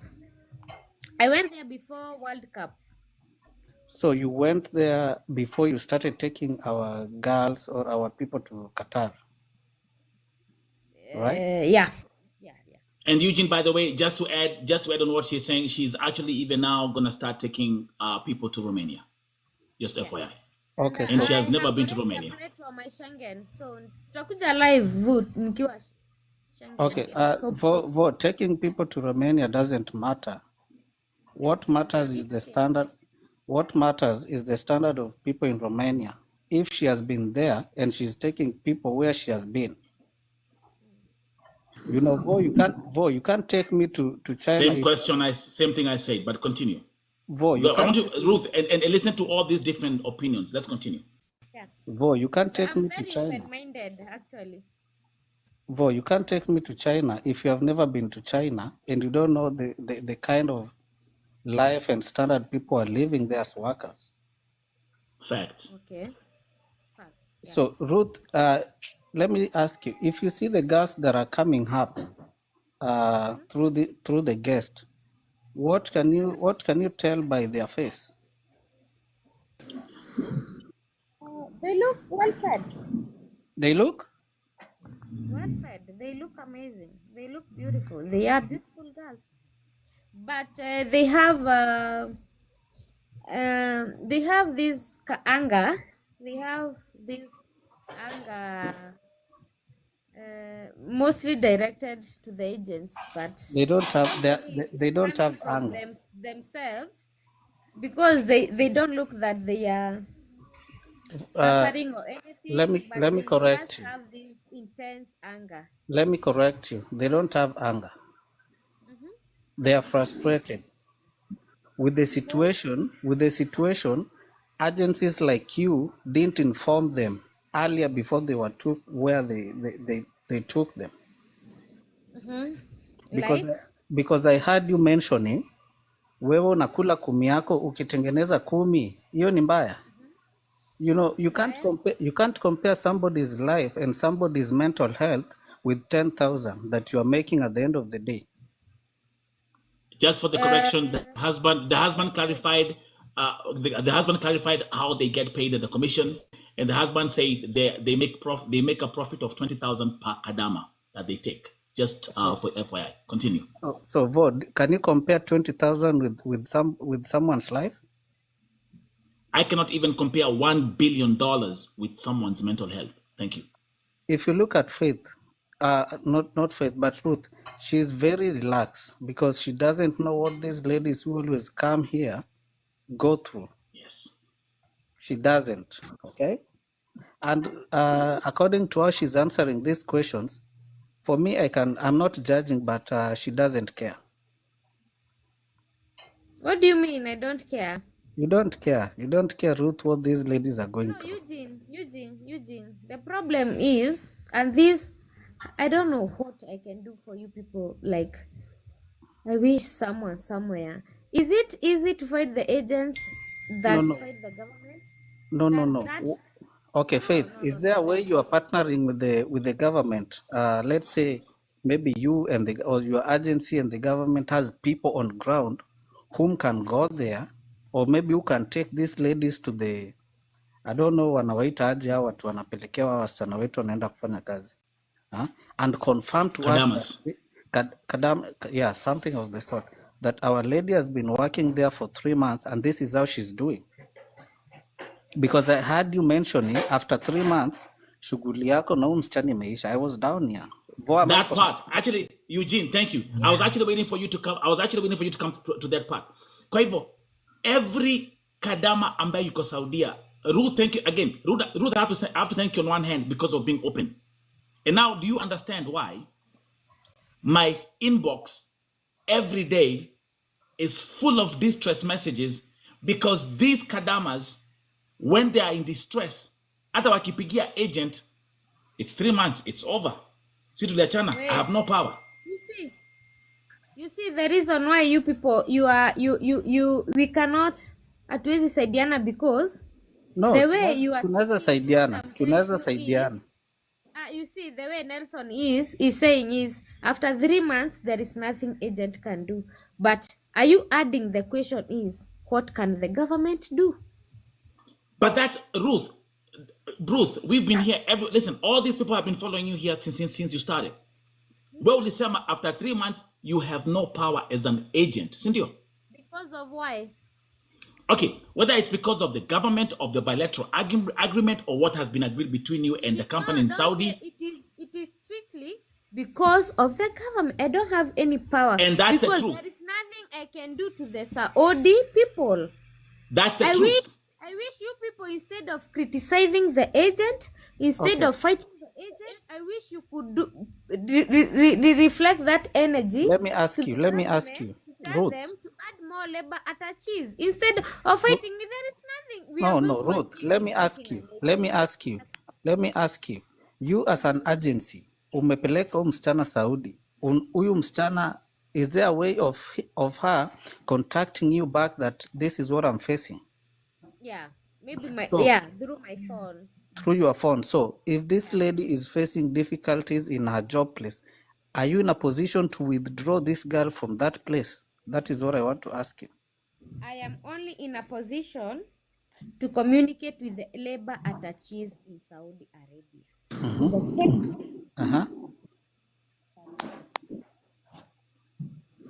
So why are you not in a position to withdraw your client from an good condition where she's working? Because you were the one who took her there. Through you, she got to Saudi, Qatar, or wherever you took them. Okay.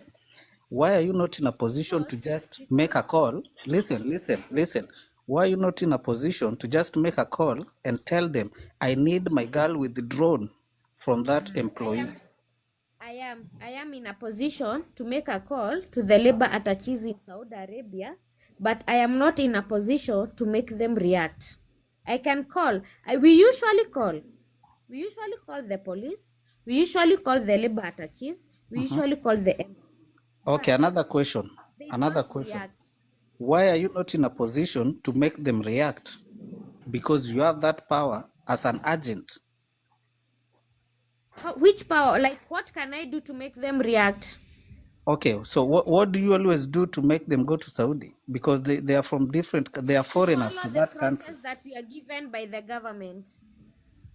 So why are you not holding the government responsible in all this process? Why are you not holding the government even a single? Because we know our government. Now it's you. If me and you and another person, we decide to push, even if I call the labor attaches, They are paid to stay there and to solve this girl's problem. So the I other can call person, them 1,000 times. the I other can call the person. embassy 1,000 times. Even if I call them and they don't react, what else can I do as an agent? So have you Okay. ever? Actually, Okay. wait. Actually, wait. Everybody, wait. So have you ever? We're gonna go by order. Faith, Ruth. These are foreigners. They are our people, and they went to another country. They are foreigners, now workers. And the most unfortunate part that you mentioned, that I'm still not getting it clear, is that after 3 months, there's nothing you can do. Yeah, Is it absolutely. an agreement that you and the lady whom you took to Qatar signed down that after 3 months mimi na wewe hakuna kitu tutaulizana, or is Absolutely. it just a decision from the agency? No.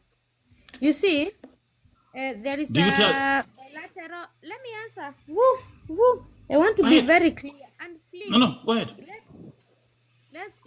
let's get this very, very correct. And as we are blaming the agents, let's also try to hold the No, we are government not accountable. blaming. We are not blaming. We are having a conversation. We Yeah. disagree and we agree. So if you are taking it as a blame, which means you are guilty. We don't want to judge you as guilty. So take it as a conversation. All right. What I'm saying is, according to the government of Kenya, bilateral agreement between the Kenyan government and the Saudi government, the Kenyan agent is only responsible for 3 months. Probation period is 3 months only. Okay? It's Yeah. only after in this period of 3 months, I can be able to return the girl back to Kenya if she has a problem. After 3 months, the person who is responsible is the Saudi employer and the Saudi agency and the Kenyan attaches in Saudi Arabia and the embassy in Saudi Arabia. So Ruth, I want to give other people also time to respond. Can I'm you? gonna welcome Reverend Mpenda. She's also in the USA, one of our ambassadors here at Vote TV. Mpenda, ongea na our sister Ruth. Can Ruth mention the agency, please? Alafu, I will mute. They decided not to mention the name of their agency for whichever reasons. But it should be in public domain. Same thing. Yes. I would prefer to. It's a registered agency by the government. Why don't you want to mention? Because if you are in this platform, Vo is a worldwide platform, then you should be able to mention your agency. I will only be able maybe to inbox Vu and maybe he can verify if we are registered, but I will not prefer to. No, I can bring also our agency. I can also do that here. I can verify if the agent. No, I will prefer not to, but I'm here to answer any agency related questions. Yeah, but we are fully registered, and if in this I think we are almost 200. If there is someone that may travel over through our 200. agency, It's over they can 200 raise people their who are hands. watching. Yeah.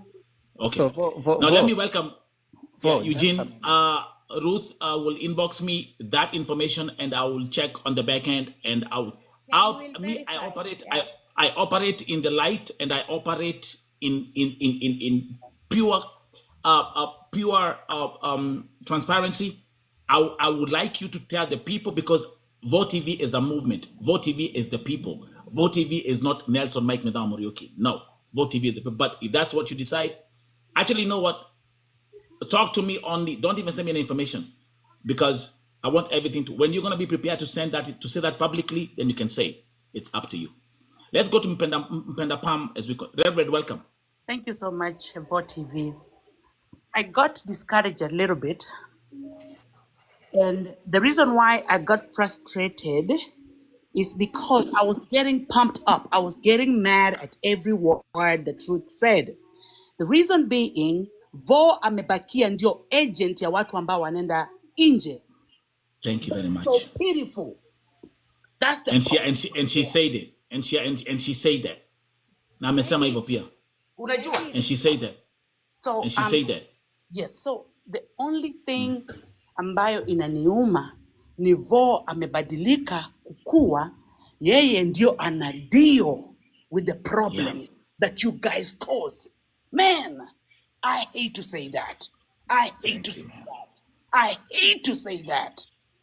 When you create problems and then somebody else goes ahead and recorrects it, hiyo hainiingii vizuri kama mama na mchungaji, hainiingii vizuri because tumechanga kwa hii platform pesa za watoto kukuja nyumbani maiti, si hata wazima maiti, and you should feel ashamed of yourself. I'm saying as a parent now,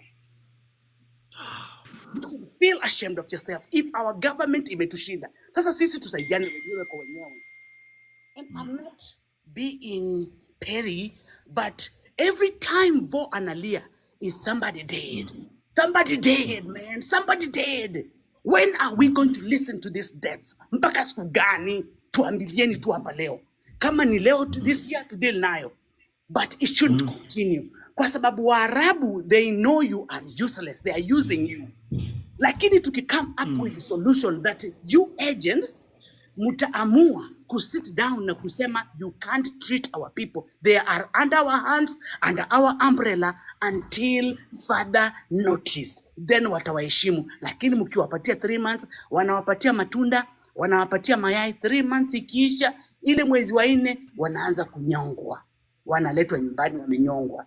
I have a niece right now in Saudi Arabia. Tumeshindwa kumleta nyumbani. My niece from Nakuru. So, wacha tu, ni families zinalia kwa sababu nyinyi mnaonekana very sweet to them, but watoto wanaenda through hell. If there's no product huko, waambieni hakuna. Uto 200,000 wachukue, waende wakulange polepole, walime mashamba. Unajua, Mungu anaweza kukubariki mahali popote. Kwa sababu hata hizi pesa zimekuja kujulikana, zinakuja na hasira, zinakuja na mashetani, watu hawajengi, watu wafanyi kitu chochote. So the good thing is, patieni Vo. Give Vo some time na ya rest. Kila siku tunamkanga, mimi nikienda Vo, Guy Mwadha ni Jeso. Guy Vo tena ameanza. The only place I go now you understand why. And I cry. Now you understand why. Hakuna platform ingine mimi nalianga kama hii platform. Is every week. Every week. Every week. Every day. Every day. Every day. Every day. We have to come to an end, man. We have to come to an end, man. Kwa sababu tunajua hali ya Waarabu tu. We have to come to an end. Na mimi nakwambia Ruth, I'm not mad at you, but pray God akupatie kitu ingine ufanye. Hizo pesa hazina mwisho mzuri. And I'm telling you before people and before the eyes of God. If you can't defend them, achana nayo tu. Achana nayo, my friend.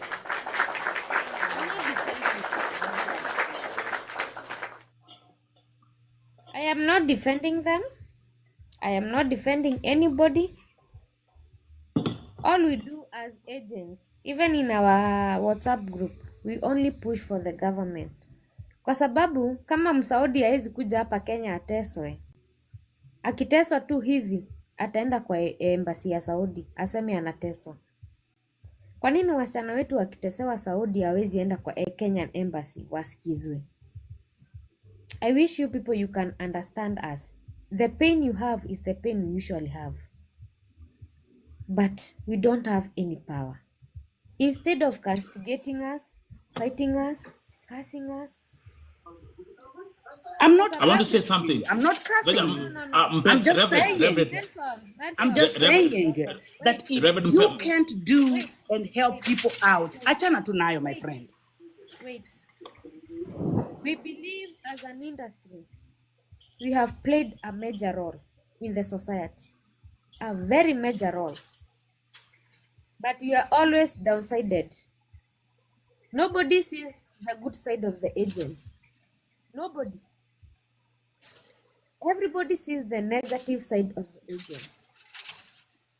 If you have one case and you have 200 successful cases, this one case wanga inafunika the 200 successful cases. believe the people working in the Gulf country wamepelekwa na agencies and they have played a very major role in our Kenyan economy. We are not perfect. We are not perfect at all. Not all of us. Some of us we are good agents. Na wengine wetu sio wazuri. Don't curse us.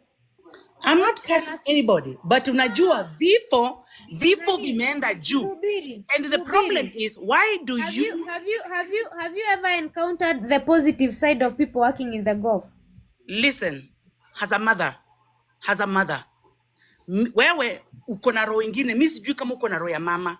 Ukiona maiti ya kwanza, uone maiti ya pili, uone maiti ya tatu, uone maiti ya nne, uone maiti ya tano, uone maiti ya sita, hautasikia mahali kabisa kama mzazi. I feel, na ndio nimesema aje, I acknowledge. I don't know. I'm just going. I acknowledge your feelings. I acknowledge your Reverend, thank you. points. I acknowledge your points and I acknowledge what you are saying. But we cannot win this fight through fighting one party. We cannot win this fight through fighting agents. We can only this fight of oppression through pushing the government. Waeke zile policies zinafaa to protect any Kenyan working outside the country. It is not the Kenyan agent responsibility. Okay, my question was, Kwa nini? Tunakuanga na embassies kwa Chief, nini? Mama Africa, Kwa nini Msaudi open your akikuja cameras, Kenya? please. Nelson, kwa nini Msaudi akikuja Kenya ateswe? Kwa nini anakimbililianga embassy yao? Kwa sababu Mangapi anaweza uteswa? saidika. Ni Wasaudi wangapi No, uteswa Kenya? yes. Ndio nasema aje. I'm giving an example. Msaudi akikuja huku saa hizi afanyiwe anything, aende embassy ya kwao, that case will be taken very serious.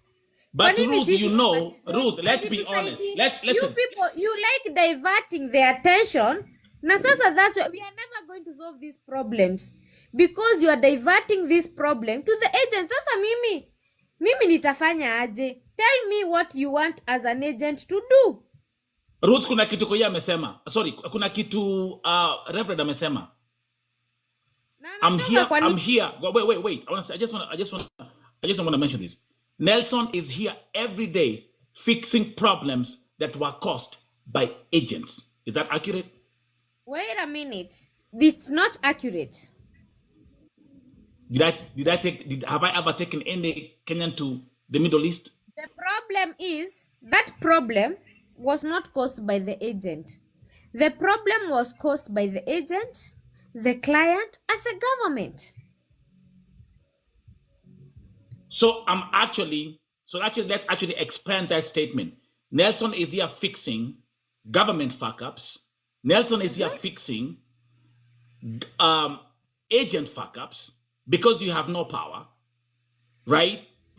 Help us get the power. If you fight us, how is that going to help us get the power? When will we win this fight? You know, When will you win Nelson, this fight? right now, if there is a girl that is suffering in Saudi, I'm supposed Niwengi. to just even have a button in my phone I can click and immediately malebatachi wanaenda kwa hiyo nyumba.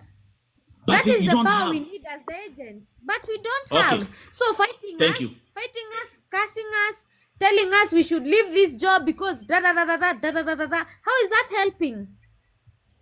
Nobody is cursing you. We are having a very open conversation. That pastor that was here, she cursed us, saying this is not, No. this job is cursed. She didn't curse you see out. you see the negative side. Lakini ukienda huko manyumbani ushago, many people are very successful. Hata watu wenye wako kwa hii live, wengi wao wako na savings, wengi wao wamenunua mashamba, wengi wao wamejenga. Courtesy of agents. Don't only see the negative side. Check the positive side. If we fail, where we fail, help us, so that to make our job better. Don't fight us, don't curse us, don't blame us. Kwani msibebe wa agent kama ni wanyama. Juu pia nyinyi kwenye huko simulipelekwa na agents. Are you people not working? Saizi kwa accounts zenyu, hamuna pesa kwa hizo accounts zenyu. Mahali mnaona tunaanguka kidogo, tunawaambia hii part serikali imetuangusha kidogo. Can we work as a team? Pahali tunaitisha nguvu ndio tuweze kuwasaidia, si mtu support kidogo. If you fight us, tutasai you as On applicants, you are that fighting point, us. excuse me, Mwarabu excuse me, anatufight. Ruth. How are we going Ruth, excuse activists me. wanatufight? Wacha Can you nikulete excuse me, Ruth. Ruth? On that Let's continue. point, let me Yeah, ask you let's go let back. me Let's go back to the Q&A. Yeah. Pia hapa tuko na wasichana wa let me Gulf wako hapo wako Saudia. Let's talk to let me ask Blessed. you one Endelea. question. Endelea. Let me ask you one question, Ruth. What are the qualifications right now, or what does the government require for one to be an agent? You were saying you are an agent. What are the qualifications for being an Oi, agent? it's a lot. You say it's a lot. Okay. You know your duties, you know your responsibilities as an agent. Yeah? Okay. Another question, Ruth. Do you have any connection, you as an agent, with the Saudi embassy right now? If the girl get distressed or in trouble, when I contact you, you can get the number for embassy here. Do you have any contact? Yes. Do you have? Yes. Okay. Ruth, I want to ask you just 3 questions and then you answer them the way you want. Another question. You said earlier before, because I have been following, I was in this life since it started. You said that you are not paid that much and you just receive retro, and what you spend is almost 70 to 80,000 doing the processing of passport, the medical, the good conduct, and whatever. Of which right now, since Ruto increased the payment of passport, we have been paying for ourselves. Right now, if a girl want to come here, you are asking us for commission. Like for a house girl, you are asking from 30,000 and above. And in another case, in another case, you will say that you are taking me for another job like hotel job, but I will find myself in house work. Are we together? So you are taking my commission. I'm the one who is paying for my passport, paying all for my medical bills and all the good conduct. And right now, I can tell you from the horse's mouth, that is my boss. She told me because she wanted to get me there. Like me, I'm from office and I work house to house. This is my 5th year in Saudi. I do 2 years, I go for vacation, then I come back, right? And so this boss wanted to buy me as I come direct. And this is what she told me. When she contacted Kenyan agent, she was told to pay 300 Kenyan shillings. Are we together?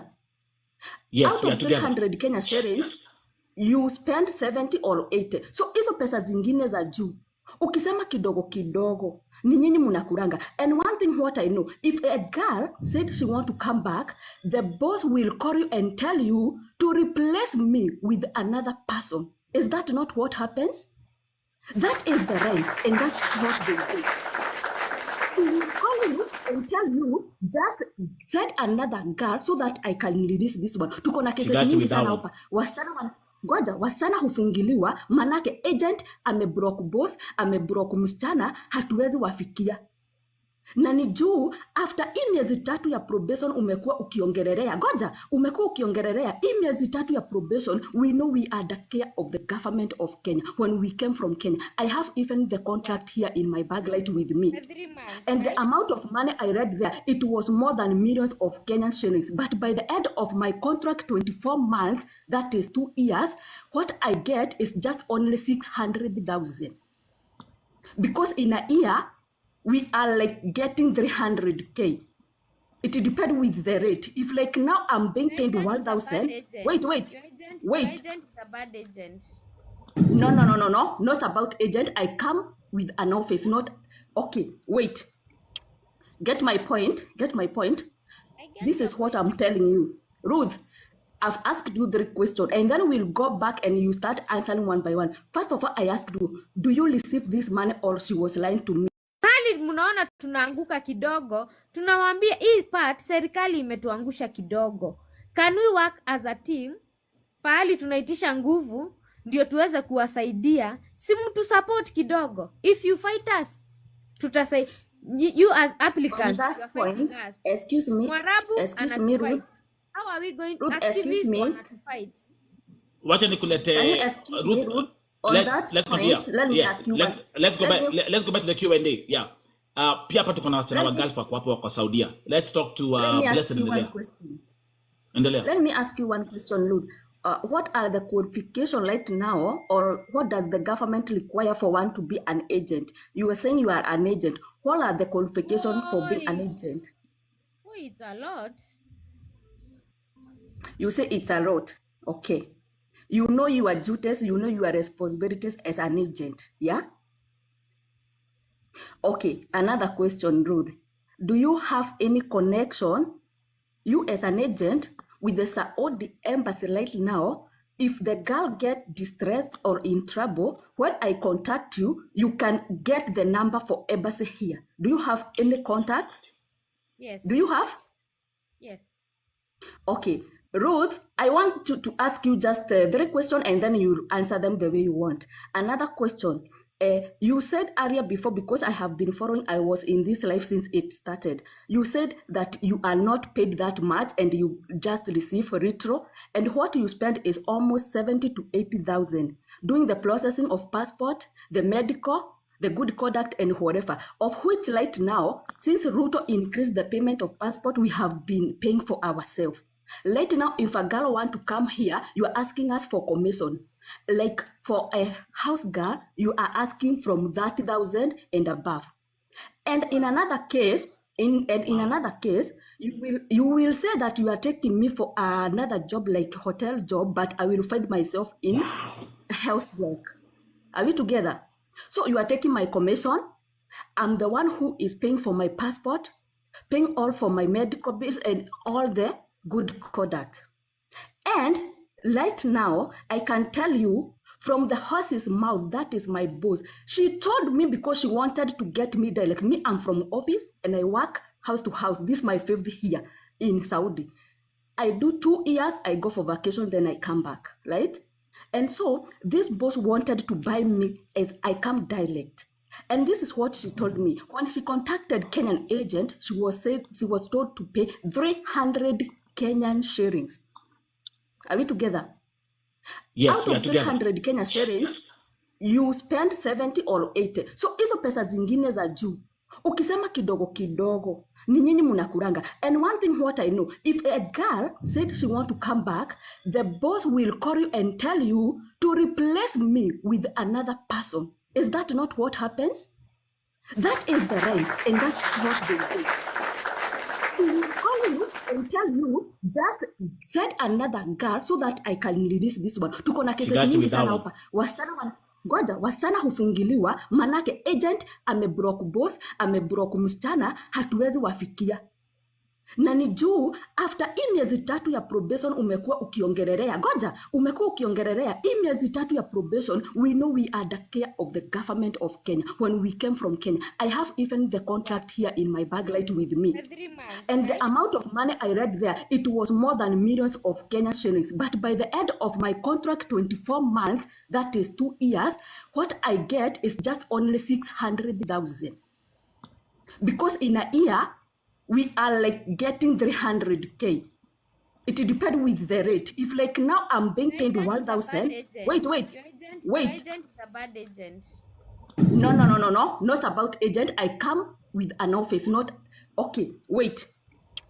Get my point. I get This your is what point. I'm telling you. Ruth, I've asked you 3 questions and then we'll go back and you start answering one by one. First of all, I asked you, do you receive this money or she was lying to me? I want to hear it from you. Is it true? How Is much? it true? How much? 300K Kenyan shillings. That is 10,000 riyals. Is it true? For you to go to work. For Yes. every girl who is, For every Kadama who goes to Gulf, Ruth, for every single girl who is come 300,000 here, shillings. listen, It's on the contract. bro. Listen, for every girl, you are being paid 300 Kenyan shilling. 300,000 Kenyan shilling. Is it true or false? Can I answer I want that? to, yes, I want to know, please.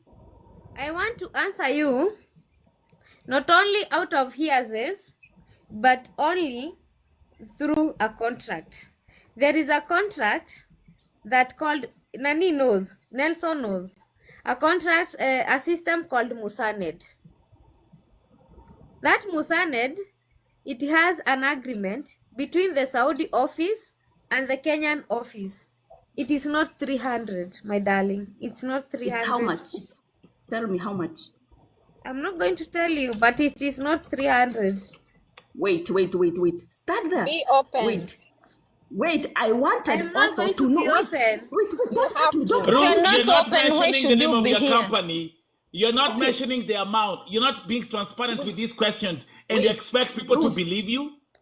I just These want people. like Nelson, let's be real. Let's be I real. have not If finished. anybody is accusing me of anything, I'm going to be transparent.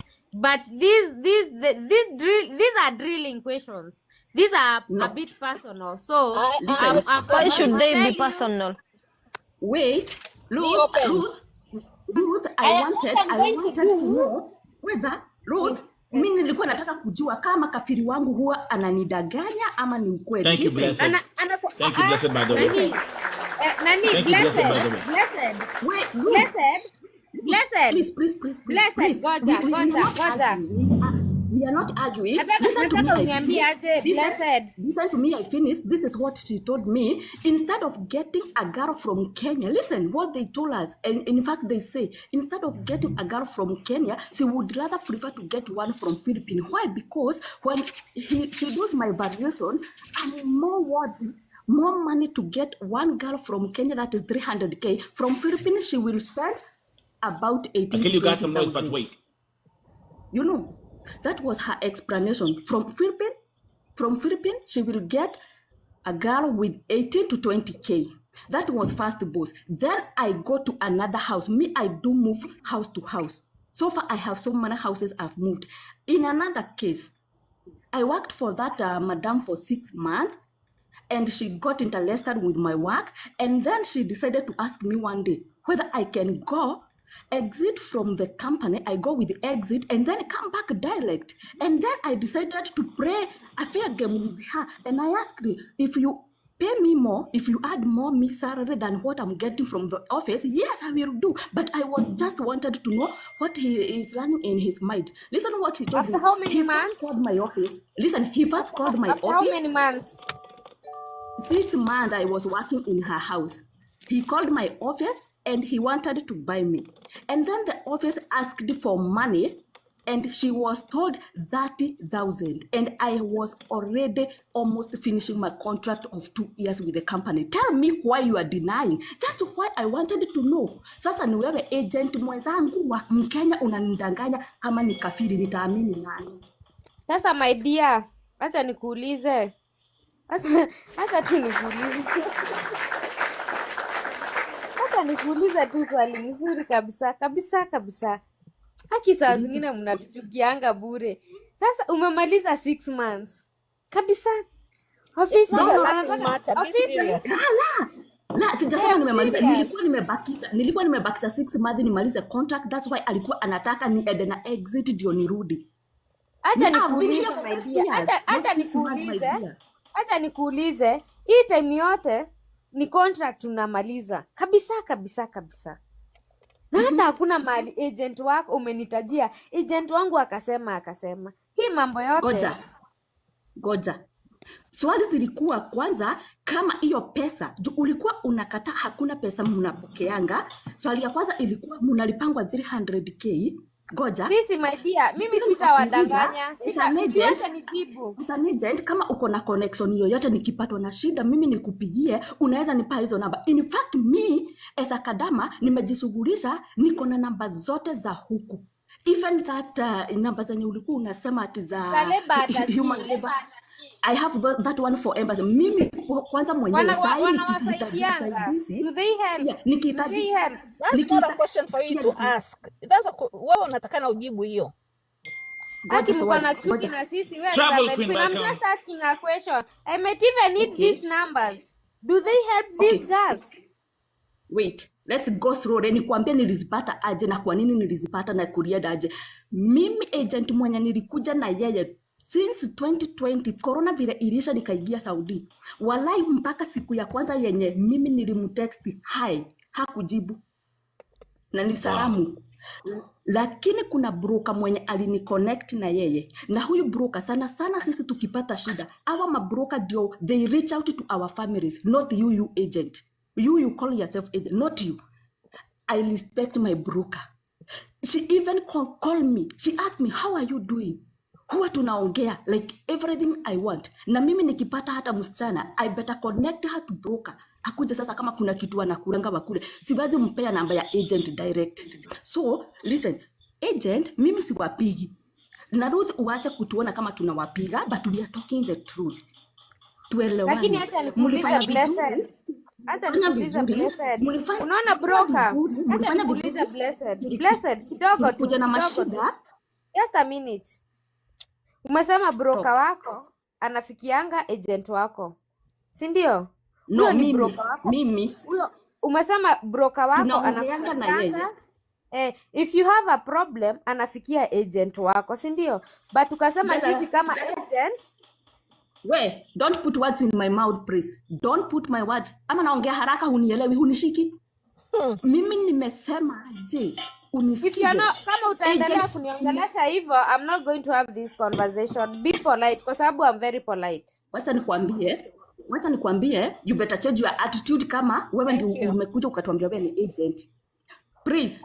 The fact that I'm Rudi an kama agent, ulikuwa. it is not a part. Wait. It is not a part atu Wacha uniongelesha venye nikwambie. unataka. Be Ruth, very mindful of your words and I'm be very very kind. respectful, I'm but very I can tell polite to you, you. I can tell you, they are I've not been telling very you but polite.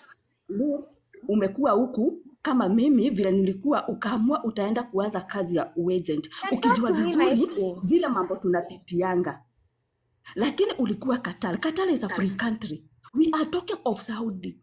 Qatar is a free country, my dear. My dear, Skatai, my dear. Skatai. ukisikia I just msichana want ako us. Saudi anaongea hivyo, we know what we undergo. We know we go through a lot, my sister. So unielewe tu. Right now ni vile sitaki kuongea hii kitu, najua iko recorded, lakini nimeanza kufuatilia toka ile time kuna msichana anasemekana amejinyonga. Thank you, Mama. She is from my office. In Facebook I followed you and I recorded that Unajua? Oh, the your interview, the Of course. interview. siwezi I cannot siwezi kubali kudragiwa into that thing or anything because Yes. I know everything is recorded. Now here I'm talking personally as in kuna mtu anaweza pitia shida right now. Huyo msichana kama Yeah. alikuja na agent, Ruthi nikuulize, ukuwe wewe ndiye ulimuleta, alafu tukupigie simu tukuambie fulani ako katika hii hali na alikuja na ofisi, step ya kwanza yenye unaweza chukua ni gani? Please, as an agent. And actually say after 3 months. Can I Don't, answer? let's say it's after 3 months. Usirudi, I want to hear that usirudie part. mambo ya probation. Mambo ya probation usinitaje. Yes. Imeisha. Useme na usirudie mambo ya Yeah. Okay, so let's talk about 3 Lakini months. Blessed, ile kitu unafaa uelewe, probation itaishi kukua hapo, kwa sababu Usikatai. hapo ndio unaona kale kamukanda kauniko kamukanda kakwa, hiyo ndio kamkamba mimi ushikilia kabisa kabisa. Sina By the kitu, way, sina anything. But for example, tumepita probation na umepata shida, mimi the only thing huwa ninajaribu ni kuongea na ofisi. Hizo ofisi tu zenye tulipewa na Embassy of Saudi, tukapewa na NEA, tukasaini nazo, hizo ndizo huwa ninajaribu kabisa kabisa kama mtu, kwa Okay. sababu mtu ni mtu na sio nyinyi peke yenyu, pia sisi, as I said earlier, tuko na relatives huko juu. Sio kila mtu ako kwa biashara, kuna watu tumepeleka huko. Ngoja, let me finish. Sasa mnaniuliza swali hamtaki nijibu. let her finish. Sawa, Let her okay. finish. Let her finish. Let her finish. Wait. Let her finish. Everyone's gonna get time. Everyone finish. Endelea. Ruth, endelea. Amesema anaweza ongea na ofisi yangu, tuseme sahii nikihapaniwa na kitu, uwaitise evidence, wanaweza kukupatia as an agent. Hawawezi nipea. Why? Why are you asking me why? Nani Blessed? It's okay. I mean, listen. She's actually I'm answering relying some on very. you. She's giving us some new information that we even never knew. But thank you very much. I wanna allow me as I bring the next guest kuongea. Allow me Lakini to Nelson, yeah. you are Yeah. allowing a platform that is only asking me question, and I am not even able to clear those questions.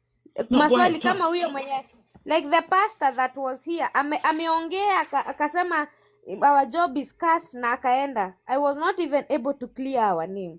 Na mimi kitu Okay. moja tu, one thing I want you people to understand, sisi ni wanadamu, we are brothers, we are sisters, we are mothers. Kwa nyinyi wote wengine napelekanga like my younger sisters.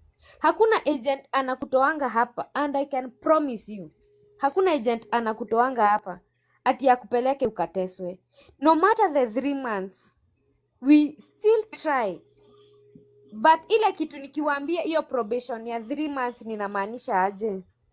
3 months ukifika huko in 2 months utake kurudi Kenya na ukose kurudi, agent wako ako na shida. But after 3 months ni agent a struggle kabisa. A fight na government, a fight na embassy, a fight na mdosi wako, a fight na ofisi ya mesaini nayo until urudi. And if wale mko huko, tusiposhikana sisi wote as a team, tujaribu kupush government, juu kuna watu wanakuanga kwa embassy na wajitanga labor attaches na wanalipangwa mshahara kila mwezi ya kushughulikia watu wenye wanafanya kazi hiyo country. What do they do? Amuulizangi hizo maswali. Swali ya mwisho nikienda Ruth, kuna agent organization, kuna kuanga na agent wa Kenya, muna kuanga na any organization as agent, ama mtu anamkanga tu kivyake anaenda anaanzisha ofisi yake. Kuna kuanga na any organization ya agent, mkae chini mpush that government, unasema ukitutanjia juu hizo makaratasi huwa tuna sign, unasema zinatoka kwa government. Usiende ukae hapa nikujibu. Usiende ukae hapa nikujibu. Wait, blessed wait by that, because we have other people as well. Just finish that last question. Not akae hapa ni mjibu. Akae ni mjibu. Niyo tu. So yes or no? Do you have an organization that agents? Nelson, usiniambie yes or no, wacha ni mjibu. Blessed, umeniuliza kama kuna organization. Yes. Tuko na organization inaitwa Kapea na tuko na organization inaitwa ASMAC. Hizo zote ni za agency. Yes, tumefaitia tupate watu wa kutusaidia. Na before I think 2022, 2023 hakukuwa na watu kwa embassy until tukapata hao watu. Hata Nelson anawajua. Wanaitwa labor attaches. Wanakuwa Nelson, unawajua ama uwajui? Juma was a labor attaché. Right now we have Makai as a labor attaché. I know them by name. Blessed wait. Just chill. Wait, blessed wait. Kulikuwa na watu huko ama hukukuwa na watu? Tulifight, hakukuwa na hao labor attaches. We fought until tukapata hao watu huko, wakapelekwa huko Saudi. Hao wanaitwa labor attaches. As organizations, as agents, we fought, tukapelekewa hao watu wanaitwa labor attaches. Huyu Nelson ni mmoja wao, si mara moja amewapigia, si mara mbili amewapigia, lakini hawatusaidii. And I stopped a long time ago. We are still fighting. I gave up.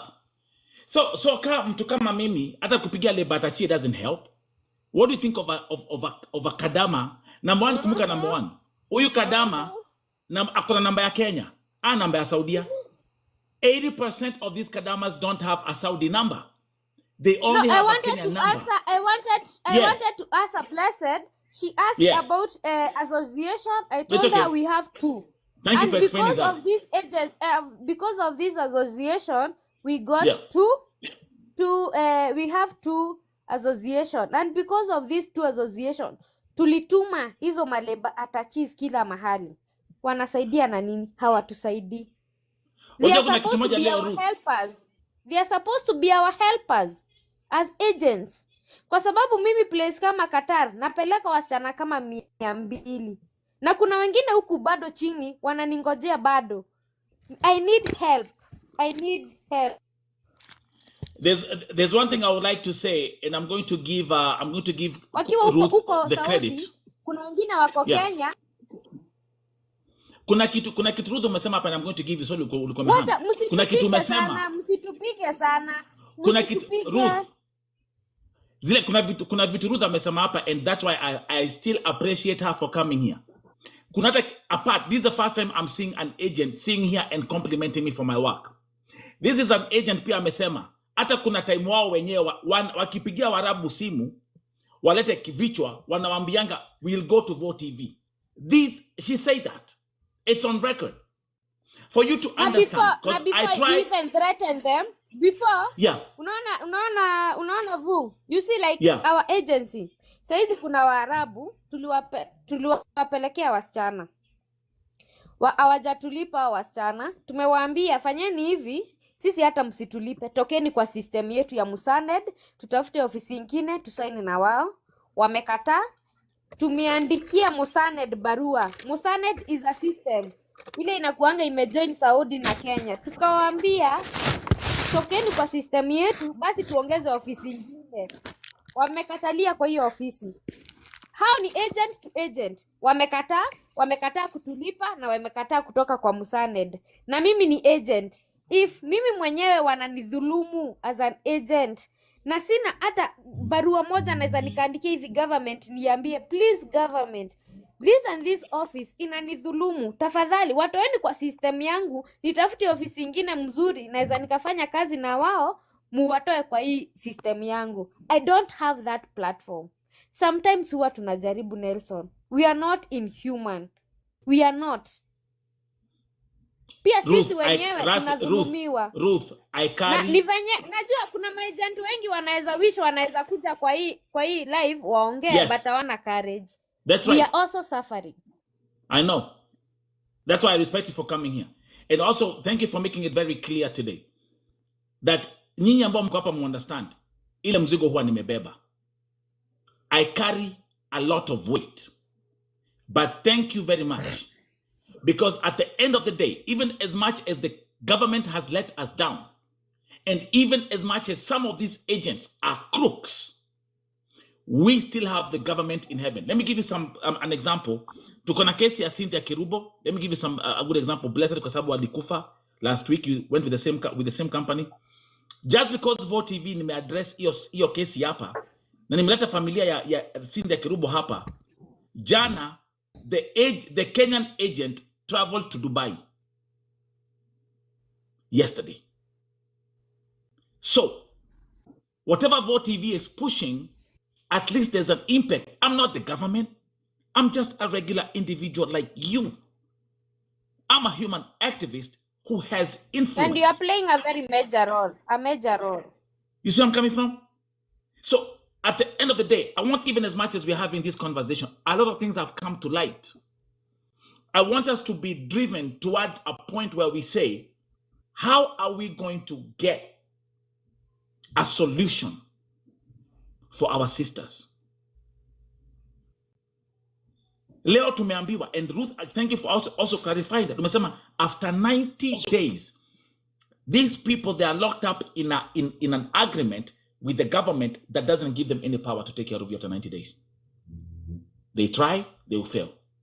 Now, let me tell you the other side of the story, Ruth. When they come to Vote TV, what do they say? Nikipiga agent achukui simu. Mimi huku sina mtu wa kunisaidia. Do you understand why Kadamas wanasemanga ukiingia Gulf, it's only me and God? And God. Does it make any sense now? It makes sense. Yeah, I understand. Does I it make understand, but also does it as make an sense? agent, Does it make sense? if a girl has a problem, and if mki work together, you the Kadama and your office, hata kama mmekosana, you just try to come up with something. Just try to come up with something. Usinyamazie tu Kadama hivyo. It also feel like a certain type of abandonment. Ni kama unamuabandon. Even after 3 months, even if I don't have that power, go beyond. Jaribu msaidi, hata kama una power, usimuabandon. And we never abandon anyone. Nobody will ever abandon anyone, not unless we una utu. Na si eti hatuna utu, tuko na utu. Kuna wengi hawana utu, Ruth. Listen, Ruth, what I want you to do is, najua you've taken a very this step you have taken to come to Vote TV to speak. the courage, I respect you Najua for that. najua mumeni Because screen record mbaya sana huku. Ruth Koye, as you're talking right now, you're live on YouTube, you're live on Facebook, you're live on Twitter. I have 17 platforms. So don't worry. You are all over the place. Yes. This is Vote TV. It's okay, but I'm saying the truth. I'm not Thank you. lying or We do things sugarcoating in the or light. saying something I'm not supposed to say. Let me bring my brother all the way from the US, Akili the Brain, also back to the panel. Welcome, everybody. And if you're new here, follow Vote TV as we continue to grow. We're just about to hit 400,000 followers. We are the most powerful movement of love on this TikTok. Akili the Brain ongea, alafu I'll bring Travel Queen. Thank you. Thank you very much, and thanks to the Almighty God for giving us this opportunity. And how are you guys, all of you? Thank you, bro. Mr. Nelson, I really do appreciate this kind of platform venye unaletaga watu to be open, transparent, and being held accountable. And as my sister Ruth nakusalamia. First of all, nothing personal, nothing personal. And not as you as Ruth. Maybe you are really who you are saying to be, the really genuine person you are. And I really do appreciate the guts and the strength that you really brought yourself over here to be grilled, to be held accountable. Na usichukulie vibaya, ni kitu inatuumaga. But one thing I will start with, kitu sahihi ambaye mimi iliniudhi nikiwa hapo, how you are minimizing somebody's life, precious life. Sikudanganye. Ulisema we do one mistake na kuna 200 successful, hamuoni hizo 200. That one mistake is the death of a Kenyan. And as a Muslim, nimefundishwa one life, saving one life is same as saving the whole humanity. And taking one life is taking the whole humanity. So that one life is not minimal to us, it's not minimal to anybody, and it's not minimal to our parents. That's right. That's the reason why that pastor was there that was chewing a chew. She was coming from there.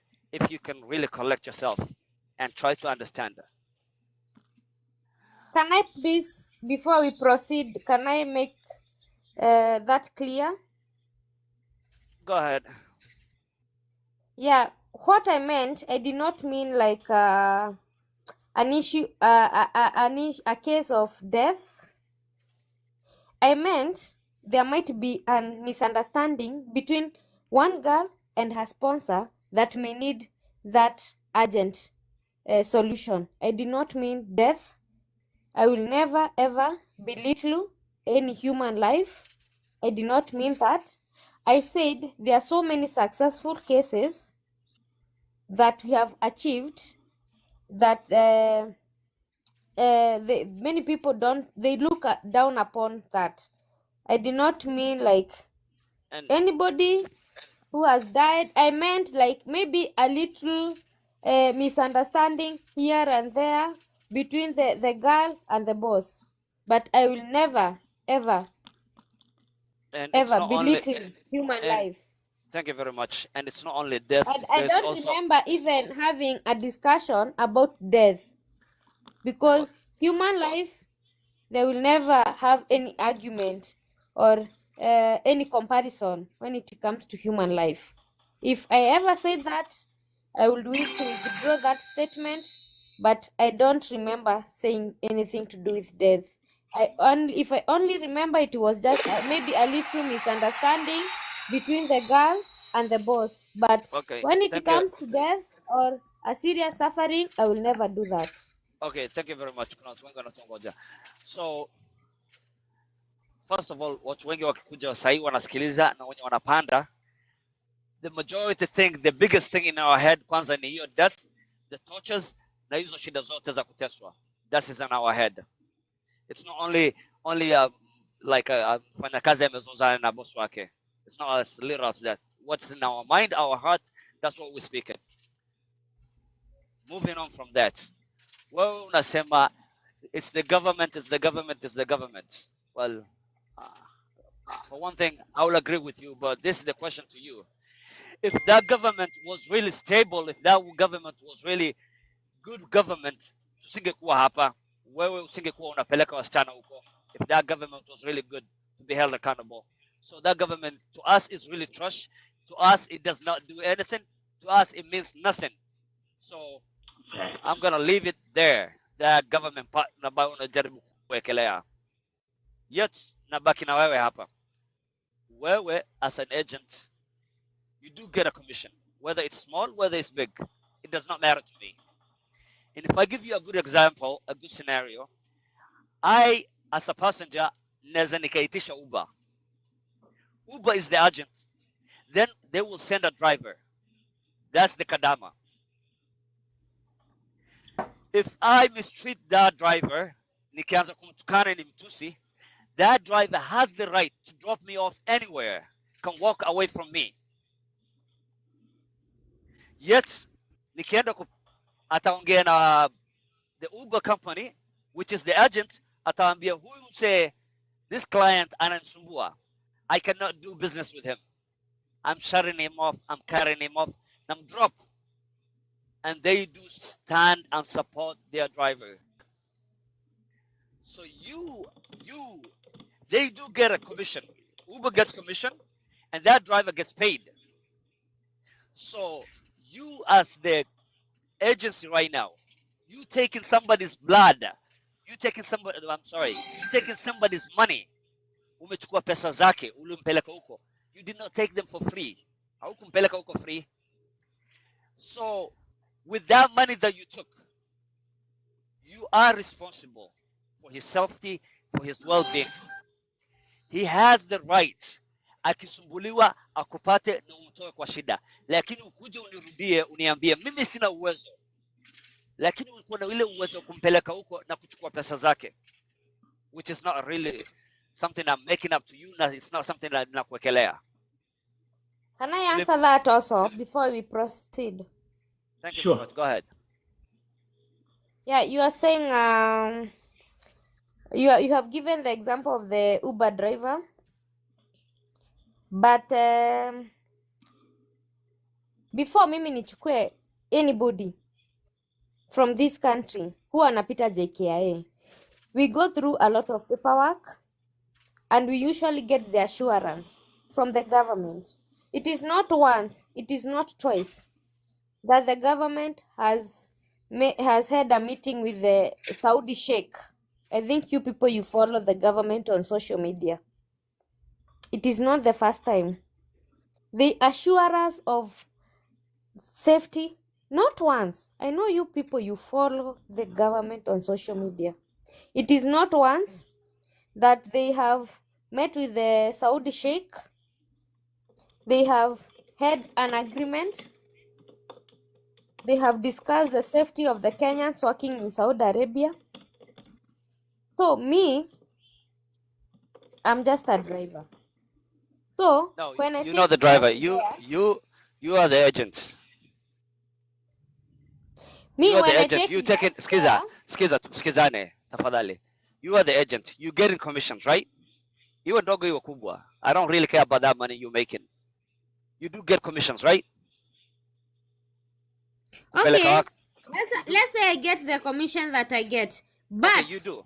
Goja. I Let's do this based on maybe I play my part, but the government, they meet, they show us the pictures, they tell us that we have met with the Saudi embassy, we have met with the Sheikh, we have agreed any Kenyan working in Saudi Arabia is safe, is secure, there will be no problem. So me, I buy that from what Okay. the government offers. And let me tell you, Akili. Can I tell you something, Akili? Go ahead.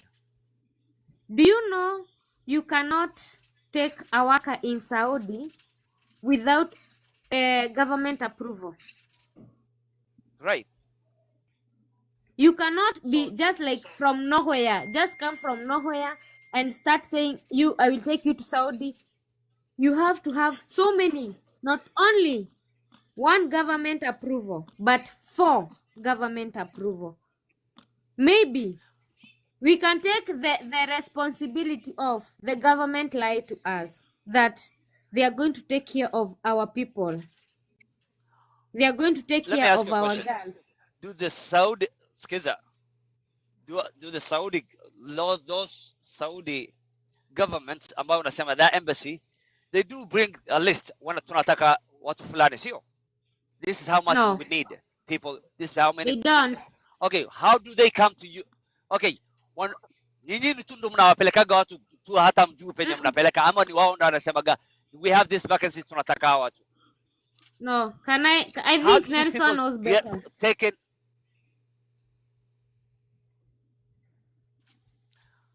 Okay, tuelewane kitu moja.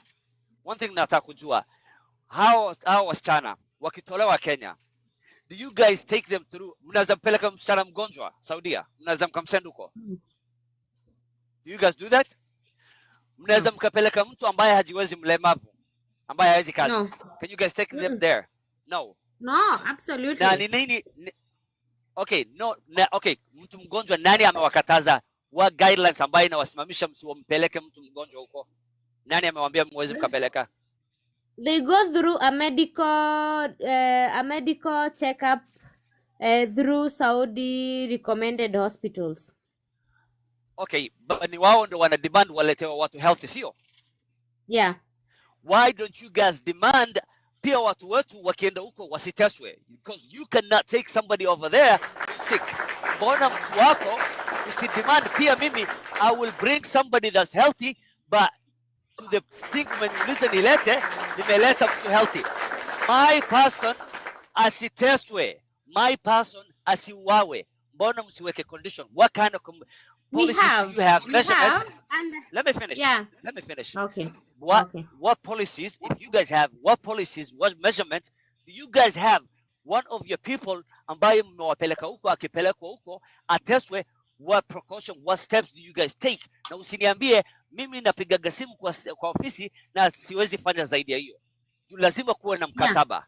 I have to have an agreement. Can I answer you? Can I answer you that? Yes. Based on that, we decided to create an association of all the registered recruitment agencies in Kenya. First of all, the reason why we did that is because we thought kuna watu wenye wako registered and they were taking people. So we decided to register an association so we curb all the fraud recruitment agencies. And after we did that, we requested in writing labor attaches that they are going to sort our issues in Saudi. We did that because we had so many distress calls. And you see, you are in Kenya, so the only thing you can do is only call Saudi police if you know one. So we told them, give us a Saudi attaché. They gave us so many Saudi attaches. They gave us their numbers. We try our best. Even Okay. Nelson have tried. Okay, We listen. we have tried. Listen, this does not sink in with me. And I hope Mhm. tuende pole pole Why? tusikizane. Kitu ya Mhm. kwanza, Mhm. those Saudi embassy hawapigiagi polisi wa Kenya waseme oh ni mtu mgonjwa tumeletewa. They don't do that. They deal with you Sorry? directly. What do you? Okay. Oh, sorry. The Saudi, Come again. okay, the Saudi embassy, the Gulf countries people hawapigagi simu kwa polisi wa Kenya wa Nairobi eti huyo msee ni mgonjwa asiletwe. They don't deal with the government of Kenya. They don't deal with the police. They deal with you. Ni wewe wanakuwekea. Na if you take somebody that's sick is over there, watakususpend license yako ama watakufanya vitu. Am I right or wrong? What do you mean? You mean that when somebody is sick in the Gulf and they want to bring them back to Kenya? Hapana. Ni mtu namtoa Kenya. Let's say nimetengeneza barua, okay? Nimehonga mtu, nikapeleka mtu mgonjwa akaandikwa barua kwamba ni mtu healthy. Alafu afike huko wajua ana ugonjwa.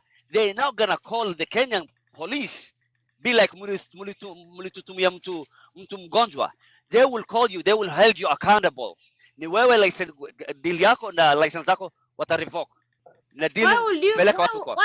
why would you as an agent get someone a passport, get someone a good conduct, get someone all the process, and you know that person is sick? Like, that does not make any sense to me. Okay, what if, for example, what if nimefanya hivyo? What will be repercussion? Watapigia simu polisi ama watafuatilia the agency? Who are they gonna come after? The person will be deported back to the country. Okay, by the time the person atadeportiwa, but who are they gonna hold accountable? Watauliza nani hizo maswali? Hawatakuuliza wewe? Mbona Sino ulituma huyo mtu? unamlipia ticket arudi Sikiza. Kenya. No, nielewe. Hawatakuuliza wewe mbona ulituma huyo mtu na fake papers? Na wewe ni agency? Na wewe ndio ulituma huyo mtu? They're not gonna question you? They will. They will, si ndio? Mbona sasa mtu wako akienda kuteswa, mbona unapigia polisi, mbona usi held accountable? That mtu ambaye hiyo embassy ama hiyo attached ndio unasema, why don't you hold them accountable then? Same as where the way they cannot hold the hawezi kupigia polisi Kenya, wanakupigia wewe, wanakuhold wewe accountable as an agency if you fuck it up. Mbona mtu wako akiteswa huko? You mean if I process someone, nitafutie mtu passport, nimtafutie good conduct, nimtafutie ticket, I spend like around maybe 80,000, nimpeleke maybe let's assume Saudi akiwa mgonjwa, afike huko wa realize ni mgonjwa, and this is a company that I work with, and now this person is sick. You are saying they should call the labor attaché. Nelson, if you can help me with this, like I think hatuendani hapa. Okay, so I'm gonna do this. We are having an amazing panel tonight. As we proceed, Akili the Brain, give me 1 second, bro. Do me a favor, Akili. Yes, brother. Akili ni mali. Kunywa maji. Mute for 2 seconds. I'm gonna bring Travel Queen because I think she's been here for. I want to make sure that I give everyone an opportunity to talk. At the end of the day, we only have 24 hours. Na pia kumbukeni, waje si tuko hapa ni 9 p.m. Ruth, and I know they're in Kenya. It's also late. Nawambia niko na kazi za Romania. Hapa pa Romania pia utaongea pia. You're gonna talk in a minute. Let's bring Travel Queen. Welcome to Vote TV. Talk to Ruth. Akili the Brain, man. Akili kweli ni the brain. Akili ni brain tupu. Akili ni brain tupu. Huyo ni chairman wa men's conference. Twende nalo. Hello, everybody. Hi, Travel Queen. Hi, thank you. I'm hoping my mic is going to behave. Okay, what really bothers me is that the agents in Saudi Arabia, this we see is a business in bad faith. Kwa sababu gani? When somebody wants to go to Saudi Arabia, ni shida imepeleka kutafuta kazi. Na wewe kama agent umetangaza. It's not that umekaa tu ofisini ukafatiwa.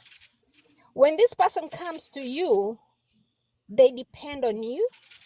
You are the last, let me say, the buck stops with you, because if akipata shida ni wewe anakutegemea, watu wake wanakutegemea. Now they've gone to Saudi so that they can get some money. So when you keep on talking about the government, that's a scapegoat. That's a serious scapegoat, because you know from time immemorial, since uhuru wetu tumepata mwaka 1963, the government has never come to our aid in whatever aspect you want to talk about. Absolutely. So please, and when you talk about attaches, don't talk about attaches. Attaches have been there from time immemorial, and they have never been of any help. Travel Queen, can I ask you a question? I hope I can answer it, because I'm really boiling. Can you, I'm very, I'm a very open-minded person. So am I. Maybe, the way you see, and the way, don't answer my question. based on what you have been seeing on the past, based on the conversation that we have been having here for the last few hours, and based on my arguments and my points of view and everything, and everyone points of view, maybe can you give us an idea of what we think as agents we should do better, or where you see like as agents we are failing our girls, and if Okay, we that's improve this, if we do this, maybe we can be the people that you want us to be for our clients. Ruth. That's a lot of gas that you just released there. That's a lot of gas. As a human being, wewe kama mwanadamu, What do you mean gas? tafadhali, umezungumza na nikakusikiliza.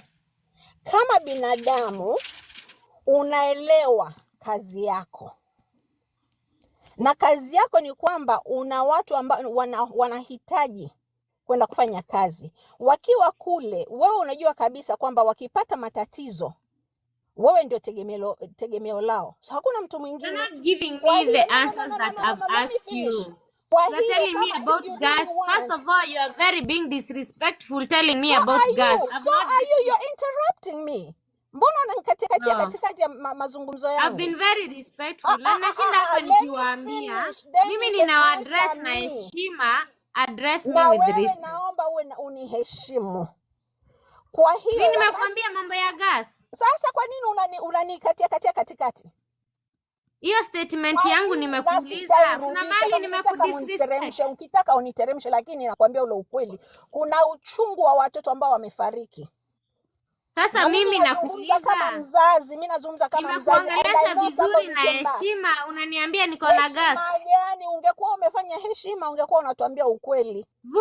Vu, I've been in this live, I've been very respect and nime-maintain tu So sana. let me Mtu mwenye tell you what anataka you need to tuongee na do. yeye akuwe very respectful, na sidhani kuna Mimi mtu nimedisrespect. mimi Kuna mtu naomba nimedisrespect. uniteremshe kama inabidi, inabidi, manake yeye mimi nimemsikiza, anisikize na nieleze I kwamba just tuna want you to uchungu. address me Okay, venye let me not nimekuaddress na address you. Let me heshima. address the rest of the people kwamba Okay, serikali. Vu, it has been so grateful having your platform. Let me I leave appreciate you Vu. so much, Let me leave. but Let her continue with her propaganda. Because ni biashara ya makaa you are not anayofanya. going to tell me about gas and all that shit. I've Yes, addressed you in a very well, shit is respectful. Kama is unaona equivalent niko to na gas. gas, Shit is kuja equivalent to kuja gas. Let kuja me na just tell toothpick. you Come with that a toothpick.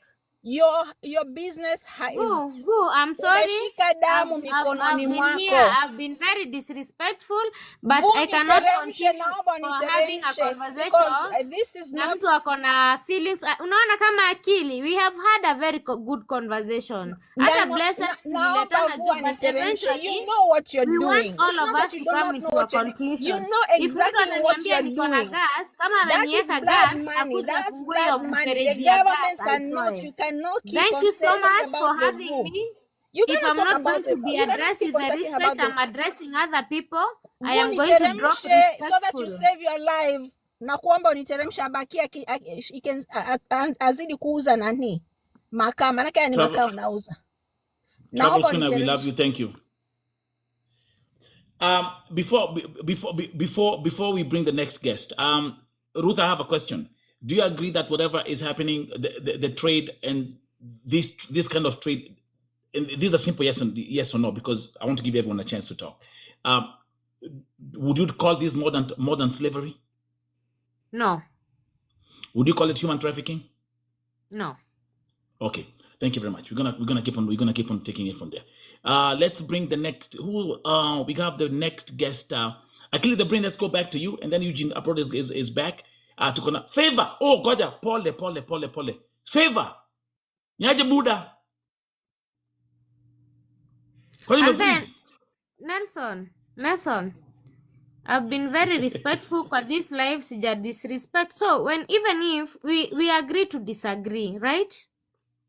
It's democracy. That's how democracy. Yeah, That's how it's democracy democracy. works. Let's agree That's to what it works. disagree. Yeah. Tusikoseane heshima ndogo ndogo. Even if you don't like what I do, I may also not like what you do, but let's come to respectful Ruth, disagreement. by the way, do you understand the people who are hurt are the mothers? I'm also a mother, but I will also but prefer do you a understand better their part? approach. Do I you understand do, their part though? but They speak yeah, from a but point of there from is that a pain. better approach. There is a better approach because I know I deserve. If we were to call mothers, Nelson, if right now I was to call mothers that have played major roles in their daughter's life, they will come here with bouquets of flowers because they know what I've done to their daughter's life. So I believe, as much as you might not like my occupation, you might not like what I do, I believe as a person, I deserve some respect. And for me as a human activist, if I was to sit here and talk about the thousands of victims that I've rescued in this Middle East and the ones that I fight for every day, I think I deserve to have a share of Kenya as a country. Absolutely. And what we can do is agree to disagree respectfully. Thank you very Without much. calling each other out. Thank you very much. So I'm gonna bring let me bring my brother Akili the Brain, finish your thought, and then we're gonna go over to Eugene Abroad. Thank you very much. Everybody else, let's keep on supporting the live, and just go up there and support the live. Go do the heart me's, everything that you can to support Vote TV, because today we have learned so much, even from Ruth, as she talks to us. Welcome, Akili the Brain. Thank you very much. It's Na kuna it's watu really wanasema hapa nimewapeleka Qatar. thank you very much. And it is really sad. It's really sad. Ruth, venye unasema it's not even we're losing words. Venye unasema it's not slavery, human trafficking, and it's really sad you feel that way. I hope you can come to this other side. Usiangalie on only the side Can I ambayo ask uko. you something? Akili, Let, can I ask let me you a let me question? land. Let me land, Okay. then I will give you. So Okay. I hope you can come to our side that we're standing on, the things that we see and the things that is bugging us off. And the reason why we're saying it's a slavery, modern day slavery today, it's really torture, it's really human trafficking. Wakati unaona msichana mdogo anaenda kujitafutia kwa sababu ya desperation, kwa sababu ana mashida nyumbani, anajituma, anatoka nchi yake, anaenda alafu anafungiwa kwa choo, anachapwa vita ingine ambaye hajaiona, ambaye hata babake na mamake hawajai mchapa, anapigwa kama mbwa, and Fact. hamna wa kumsaidia. Then kuna wengine zaidi hao wanapoteza maisha yao. If you don't really see what we really seen, and unasema it's not, maybe it's for your business, where kwako you are taking people there, you're making money your way, and you pretty much thinking you're helping them succeed. Maybe that's what you're really telling yourself. But yes, there is a lot of people that are dying there. And as I told you earlier, single person death is same as wiping out this whole world. One person death inatuumiza sisi wote na kutukwaza roho. We don't really care about the success ambayo wenye wamejenga, wenye wamejiendeleza, hiyo yote haituhusu. There somebody's death is within us. Hiyo ndio kitu inatuuma. So I hope you open your eyes na ukuje kuona venye sisi tunaona na venye sisi tunafeel. Go ahead with your question.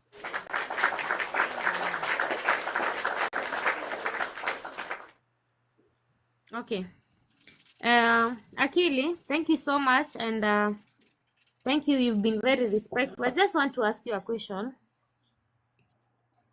Let's say, for example, you've gotten a job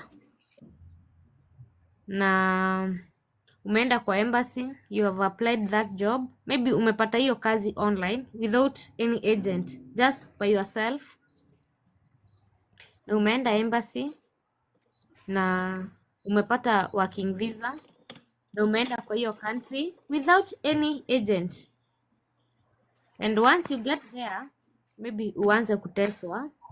Like, do you say the person who assisted, maybe the person who gave you the work visa, alikufanyia human trafficking? No, mimi ndo nilienda kutafuta hiyo visa, but lakini venye nilipata hiyo visa, that somebody did not make money on me. Hakufaidika na mimi kwenda kule. Mimi ndo nilijipeleka na shida zangu. Lakini kama kuna mtu ambaye alifaidika na mimi kwenda kule, I'm expecting a service back. Like sahi ukienda hoteli, unaenda kula, unaitisha, unaweza nikakulipisha kama hujakula. No. You No, will want my service. wait a minute.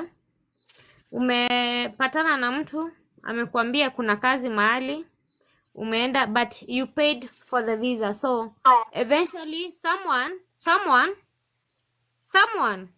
in one way or another benefited in your process of getting that job. Would you say that maybe an embassy of Italy trafficked you to get a job? No, the job I applied, ni mimi nili-apply. Do you think that no, it's okay, the job that you applied, it's your point, I get that, I respect that. Do you think that the jobs that this girl apply, they don't apply the jobs themselves? They might, but the difference Don't here say they is might. Don't do that. Skiza, Don't do that. some Don't do, do that. Skiza, some do apply Let's themselves deal, na wanajipelekaga. let's deal Skiza. with the ones that do, because there is nobody get this Okay. process unknowingly. Okay, Nobody. Skiza. And there Skiza. is no agent Mwenye, that there's does a, this job unknowingly. And acha okay, nikwambie akili, hakuna agent ana process yanga msichana kazi aende ateswe. okay, None. Skiza. I agree with you. Okay, let's agree to disagree. I will agree with you on that. But lakini kitu nakwambia hapa najaribu kuelewesha, if wewe ulifaidika kupeleka hawa wasichana ili kufaidi, sio? You make living out of that. Then it should be your Did they listen, benefit? they did. Did they Now, benefit from me? okay, stop dividing please. Mimi I'm holding you accountable. Tunaongea na wewe. Sawa? If you get benefits out of kupeleka hao wasichana huko, whether waliteseka wale walifaidika, hiyo tutaikujia. But lakini wewe you making living out of this process. For you right now, kama let's say you are a farmer, zile mbegu unazipeleka shamba sokoni kuziuza, kama ni mbaya hautafaidika, you will go for a loss, business yako itakufa hapo. But if you make a profit, unapeleka vitu nzuri pale, utapata pesa, utafaidika. So in this process wewe unafaidika kwa ile faida yako, hiyo kazi yako. Hao wasichana, let's flip the other way around. Kama ni hao wasichana wanaenda wanaiba, wanaenda wanafanya vituko huko, wanaharibu kazi huko, if they were doing that, wewe utaambia usituletea watu, itakuharibia kazi ama hii itakuharibia kazi? Absolutely. It will do, right? So now the other way, when uliwapeleka, you making living out of them, ulipata commission yako, hata ikiwa ndogo aje. Me, I do not really care how much you making. It's not a problem to me. But you making And that's something. not even our focus. That's not even our focus, Sawa. actually. Yeah. It's like you making something. So kwa ile wale watu ambayo wanakufanyia utengeneze pesa, kama wanaenda kunyanyaswa, it's not good for you. It's like you sucking blood money. It's Now, I not don't good want to for say that. business. Skiza. And But it's black money. that's why I said Let that's me why I finish, said dear. this, Let me finish, dear. Let me finish. Okay. Wakati msichana anaenda huko anateseka, anajaribu kupigia, which is not maybe you, some other agencies, but you are an agency. Anajaribu kupigia agency analenga, ashiki simu, mwingine No, amekwamilia na that's bad. contacts. Let me finish. Mwingine amekwamilia na contacts za ule mtu ambaye uko huko, ambaye anamfanyia kazi. Like there's no way huyo mtu anaweza katafuta hata aka held accountable. Amekwamilia hizo. That's what we're really talking about here. If you really making your money genuinely, ufaidike ndio. Lazima sisi hatutaki wewe uteseke, faidika na ufaidi watu. Lakini wenye unawafaidi juu yao wasiteswe, na wakiteswa wasimamie. So my question here, my conclusion to you is you should make demands venye wamewekea demands wao, mulete watu ambaye wako na afya, pia wao muwekee vikwazo.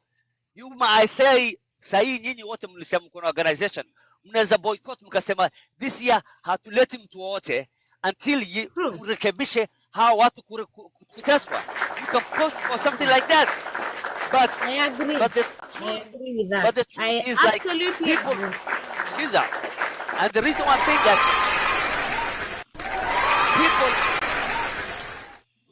people will not do that because they cannot, hawawezi akaweka ile strike kwa sababu wakiweka hiyo strike pesa zitaingia wao, haiwahusu, wana keep on shipping, it doesn't matter to them what matters to them making that money, and that's what I'm telling you, their money is the one that's making you accountable.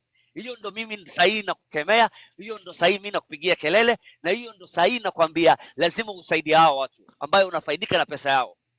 Mwambia hivi, mkikaa kama wewe agent, manake mimi kila saa ni anti agent, na mimi huambia wasichana wote, ukienda kwa channel yangu utaona mimi I always talk about immigration, na mimi husema if you are under 30 years go for au pair in Europe, it's easier for you, it is the same thing you're doing. Now True. Canada is also launching something on the 31st ya caregivers. Haitaji vitu mingi, go for those programs. Wachana True. kwenda warabuni.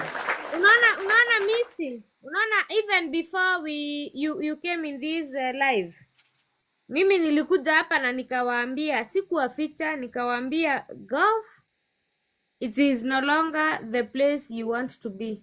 Saizi tumetoka golf, saizi tunaenda Europe. I told them. Yeah, lakini pia agents, manake kuna siku nilikuwa wapi hapa? Nilikuwa Usinichambe lakini No. Sikuchambi. Nilikuwa Luxembourg, the same agents wana shida hapo. Hiyo sitaongelea hapa kwa sababu saizi mnaongea Saudi. Acha niwache ibaki tu hiyo Saudi. Kwa hiyo mimi nimesema but Miss TB, we can push that conversation too, like for another day, like because we do this daily. We have daily panels here on Vote TV. That's why I say that. Let's leave that. You. Just talk with. Let's just talk about Saudi. Crypto Bright, love you, bro. Thank you, bro. Thank you. Stay right there. Yeah, let me I'm gonna mute somebody else to pick up the mic. We have Eugene abroad, my brother. Akili, just wait, Kidogo. Eugene want to inject something real quick. That's my brother also here, Vote TV USA. Talk, Eugene abroad. Thank you. Thank you, bro. Vote TV, we have been here with you for a minute. It's Always, been long. man. All day. All and day. the way we know you, you're a truthful man. You have touched a lot of souls. So my question is to Madam Ruth. When it comes to matter dealing with human being and public, and humanity, you need to be truthful and you need to be free while expressing your concerns. For me, I have one question for this lady. Okay, we have been here for hours. The lady is not able to mention the agency. Nowadays, people are educated. People would like to go to the agency website and check the reviews because that's where people would like to know. Not only her agency, but since she's here, we can go and check the reviews from her agency. Juu anaweza tuambia hapa, she can market herself, she can cover everything, lakini tukienda pale kwa reviews we will learn a lot. So mimi bado nda insist kwako Vo, just allow the lady to mention the agency. Alisema the agency is registered, is a government known thing. Why is she afraid to mention? Yet on the same space, she's still marketing Romania. Like, hey, if you want to go to Romania, I'm still taking people there. Nilimuuliza, have you ever? I asked the lady if she has ever traveled to this country. She's taking all these ladies. She never No. asked. She said no. Okay. So Ruth, are you able to mention the agency? What I'm going to do, because today we have had a very intense and a very controversial conversation. You see, even you, Vu, it's not No, I many just need. agents there. It's me. It's me asking this question. It's me asking the. I just need a yes or a no. Are you able to mention the agency? Can you give me, a full, just give a yes or no. But someone who wants to get a better understanding, just give me, dakika kidogo. Maybe you will understand me. Kidogo tu, Eugene. Kidogo tu. No, Ruth, it's not a matter of kidogo too. People are on the Okay. line. And If you cannot, then I will say no. But I would wish you listen to my point of view. But if you cannot, for now, okay, no. so why is your answer no? Yet you claim the agency is registered by the government, and government is public sector. That's a public sector. Now So you're giving me what I wanted the first time before even you asked me this question. Now let me give you the answer. Very you see, Eugene, hii industry yetu ni mbaya na ni mbovu, even Vu anajua, and I've come here, I've had a very controversial conversation. We've mentioned numbers, we've mentioned a lot of things, and does not happen, but I decided, leo wacha nikuje hata mi niongee venye kuna kuanga. So we've had a very controversial conversation, but I believe it has been helpful to so many people. Wale just go to the wamechukulia point, positive. Nani Ruth. Let me finish, please, kindly. Wale wamechukulia positive, it has been positive. So for me, I believe today this platform was not for me to come here and market the agency. It is a great platform to market the jobs. I may even withdraw all the marketing that I've done. I'm not here to market. If I will come here to market, My price is 1 million. nitakuja strictly. My price We are is, going to but actually market the today, jobs. my price is 1.5 million for marketing services. So Vo, the Yeah, lady, you see the Just now, lady. that I'm being given invoice now of 1.5 No. Actually, something. I should be charging you today, but I don't do that. I'm gonna let that go. Okay, Vo, Absolutely, and I Vo. agree Yes. with you. So Vo, So are you today it agreeing was with the Absolutely. just lady? like hi. So Vo, are you It agreeing was with the nothing lady? serious. Hmm? No, Eugene, calm no. down, You're not calm marketing down, that, bro. relax. You're not marketing that. She's not She's marketing. So are you agreeing with the lady not to mention the agency? She's not marketing. Just mention no. this is I'm the agency. saying people, everyone, Eugene, the thousands. tulia Actually, right Buddha, No, don't tell me to now, Tulia, Ruth. Eugene, wait. So relax. over 63,000 people have watched this session today. And Yeah. everyone, and everyone has been asking Ruth one question. What's the name of your agency? Because how can you even market Romania without people knowing what they're delving into? That's why Eugene is trying to make it very crystal clear. People have smartphones. We have laptops. I have my laptop over here. I have my desktop. We can check everything in a second. And You reviews mean everything for any corporate or let's say even company. So Nelson, Vo you TV. had that call with my husband. You can even do a No. background Just check. keep your You can husband do away that. from Even keep your for me, husband away from this. you can do Vo, the background check. the reason why You I'm will telling get you Ruth, this, Ruth unasema unapeleka watu Romania. Romania also is a gypsy land. I hire people from Romania to come to the Thank UK. you. So Their part.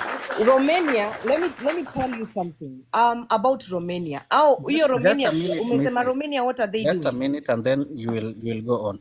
So Vo TV, the other day I was in a certain live with Simwacha nijibu Misty kidogo Aki. haujibu By the way, swali, unapiga story. I You have are not, loved hakuna Misty. swali unajibu, unapiga story. Mimi nimekuuliza swali, wewe unapiga story. Mara sijui my husband. No, Mi nimekuambia I am not going to mention the company's name today because okay. I was not here to market. I have not You are not even mentioned marketing. anything.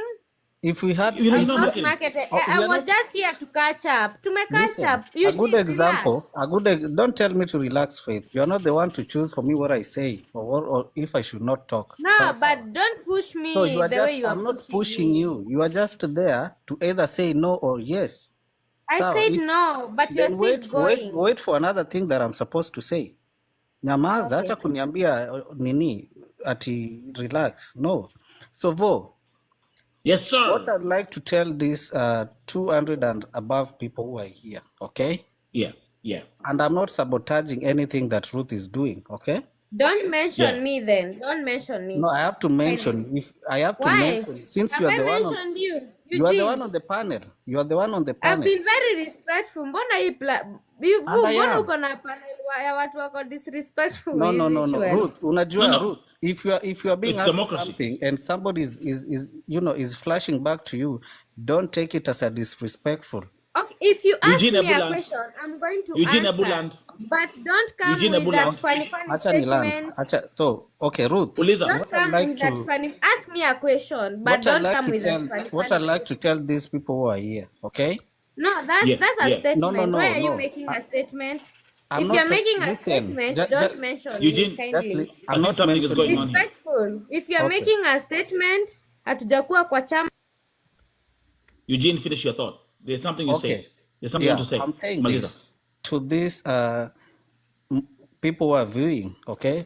Some of us are in the FYP, and though you are a straightforward person, okay? As I know That's you, right. That's okay? okay. And Finish. somebody, You are on another panel. There's something you want to. I want to finish that thought. Finish that yeah, thought. I I want you was to on listen. another panel, okay? And Okay. this guy is a, he is a Safaricom agent, sawa. And people are asking him, Okay. why is our money being taken from our bank account and this and this? The guy was very, very free to answer us, sawa. Yeah. Okay. Huh? And he was very, Okay. very comfortable because that is a public company. Watu wameingia huko ndani. Unaona, that's a good example. Sawa. That's So right. the reason why I'm Okay. relating that with what Ruth is doing, she's an Okay. agency.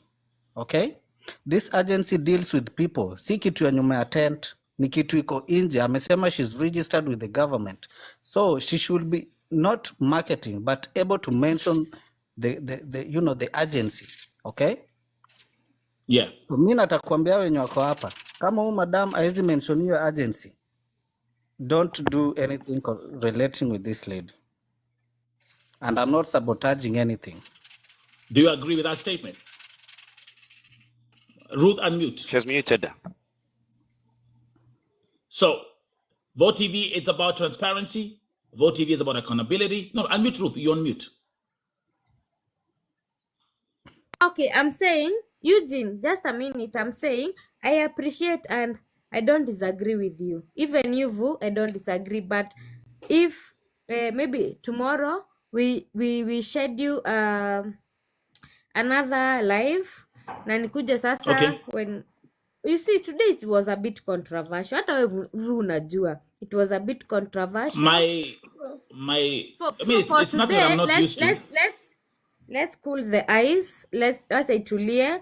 But one thing I can promise you people, na hata hapa hivi ukiuliza tu, hata wewe Vu, I'm going to send you all the credentials of the companies and everything. And even here, if you ask people who know me, I'm sure utapata ka hint tu kidogo kidogo, but I'm very They said your company courageous is in to come. Thika. They said your company is in Thika. So Kodhika. can they And you can they see, mention the I'm name? very courageous. I'm very courageous. I'm saying we have nothing to hide. Hakuna mtu anatudai, hakuna mtu anateseka. We are free bird. We know our job and we are happy. And The one thing, I the one, respect the Eugene. one thing, Ruth, I know.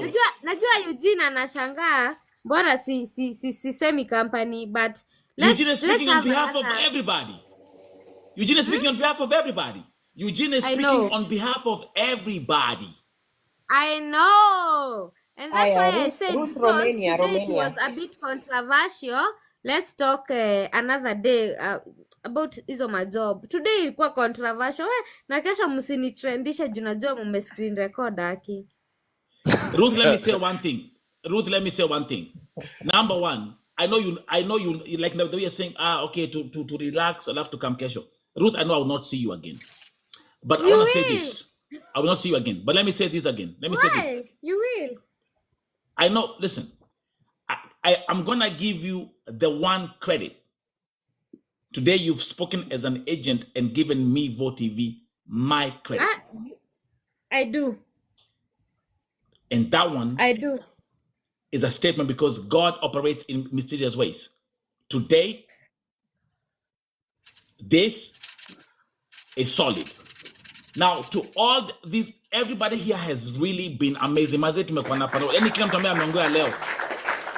You guys are Bro, so freaking amazing, bro. Everybody. let me learn this. Let me learn this, please. Let me interject. So Ruth, swali uliuliza tungependa msimamishe hiyo kazi zote za kupeleka watu huko. I will answer you yes, as long as it's gonna save a Kenyan from dying, a Kenyan being really tortured. If single ataepuka hata watu wasiomoke, let me finish. Hata watu wasiomoke, let them stay there. Walikuwa hapo kabla hizo kazi za Warabuni zitokee na walikuwa wanaishi. Now, if they don't go to the Saudis, they're not gonna die. Akili, Let me I finish. support Let you. me finish. Okay. Let me finish. Okay. Okay, good job. But as for you, that was my answer. But as for you, nataka unijibu hii, na I want to hear from your side. This is what I want. If you really being truth, if you being really for real, and what you say you really mean it, it will start with you, with your company, to the rest. You guys put policies, kwanza boycott. You guys don't choose money over people, because that's not equivalent. Nothing is precious than life. Msiangalie pesa, angalieni haki yao za watu wenu. At least mpige mgomo, seme this is what we want. Wasichana wetu wakienda huko wasinyang'anywe passport. Benevua alisema wasinyang'anywe simu, wasiteswe, wapewe rights zao. And each worker has a right. Wapatiwe kazi zao, time zao za kupumzika, si wanafanyishwa kazi 18-19 hours. Iwe na msimamo, muandikishane kabisa. And you can do that. And unaweza ikaanza na wewe. Yeah. If you look at the Arab Spring, ambaye kulikuwa na dictators walikuwa wameshikilia manchi, marais walikuwa wamekalia viti for 45-50 years, ilianzishwa na kijana mmoja ambaye aliona hiyo mambo na economy vimesota, alijichoma. One guy alijichoma. It started from Tunisia, ikaenda kote. So tunakwambia wewe penye ulipo, you are an agency, inakuweza kuanzia na wewe kusave hao wasichana. Akili, how about we do this, Even, you see, the reason why I joined this live initially, it's because kama ulisikiza my frustrations toward the Saudi companies, niliwaambia wametunyang'anya pesa, hawataki kutoka kwa system. It's a lot of, not only from the girls, even from us as agents. And what are we doing? So hizi tunaelekea Europe. Before you to hata Europe, just leave that right there. It will be another problem too, but God forbid. But kitu mimi nataka kwako sahi kabla hatujaachana. Mimi sahi hakuna mtu napeleka Saudi. Hakuna mtu napeleka Saudi. Okay, hakuna mtu unampeleka Saudi, but you are an agency. Skiza, you are an agency. Okay. You know the loopholes. At least one step. Skiza, unajua kote, you know all the loopholes. Nataka nisikie kutoka kwako. Lakini mimi nani akili, surely I also have kids. I don't have to keep following easy system and this and this. Saizi speleki watu Saudi. Saizi now we are taking people to Europe. And somewhere I can even sleep. What were we talking about all day today? Tuko tunaongea kuhusu nini? If you're not really doing that, kitu nakwambia, what as you right now unaweza kaniambia changes inaweza kuja kutoka kwako ukaianzisha within an agency, hata kama hupeleki watu huko, but you know the loopholes and everything that happens. What changes can you make and what things can you do? Can you tell us that? Kitu ambayo unaweza saidia Wakenya wenzako. But Akili, me I'm not an activist. Vu is an activist. Oh my God. So wakati uko unapeleka wasichana, sikiza. Nani Akili hakuelewi huyu kabisa. Hakuelewi. Hebu ajibu hiyo swali ya Romania. Hakuelewi. Sikiza, leo alikuwa ananipiga chenga hivi, lakini kitu nakwambia, Vu is an activist, but you are an agency that was taking money ya watu ukiwapeleka huko. Ulishinda, umejiwekea na uliishi na hiyo pesa. So don't not really throw us under the bus. Na useme mimi sipeleki watu huko na wala mimi si activist. No, you know the tricks, you know the loopholes. You can make a change. Kama unataka, kama unataka, sikiza, let me finish please. Kama unataka, unaweza. Kama hutaki hatukulazimishi. But if you want to make a change, you can do. Starts with you. Simple as that. It starts with you. You know, there's a phrase, by the way. Yeah, Eugene, thank you. One thing and then I drop. Huh? Yeah. You know, the lady might think that we are maybe injecting her. We are not. We are just, you know, right. And it's so unfortunate that Eugene, you have been very tough. Even you have not been understanding my points. Because you're not understanding our point. It's so unfortunate that she mentioned she's not an activist. How can you take people somewhere if you're not an activist by yourself? Which means because you don't care about these people. Because VoTV is the activist and is the one who takes all that work and all that work, fixes the only person who should do is VoTV. It should start with you. Okay? No, the funny part, it's like VoTV is an activist. He does not get no penny from anybody unless he's chipping in. But yet she's an agency that was getting a commission. Nothing. And I'm not an activist. That was really disrespectful. No. It is very funny. It is very funny, and it is very unfortunate that I've been in this life for I don't know how many hours, and you people, you've not even been able to grasp even a point of the responsibility of an agent. I've been trying to go step by step, repeat by repeat, and nobody even has been able to grasp even a single Thank you point. so much. Vo, before you say something, thank you so much. The reason why we were asking for your agency, because you have responsibility in your website. We should go there and read them. They are there. This agency is all about I'm this and here, this and and I this. am Ruth, very proud. So you Ruth, telling us, Jojo, I'm Ruth, very proud. Ruth. just a minute. You telling us to know your work, it's quite unfortunate. We are not supposed to know your work. You should tell us. By then kwa hii Sasa agency wewe muone kitu Eugene, acha tunafanya. nikuulize, because you have Unaona? been here in this conversation.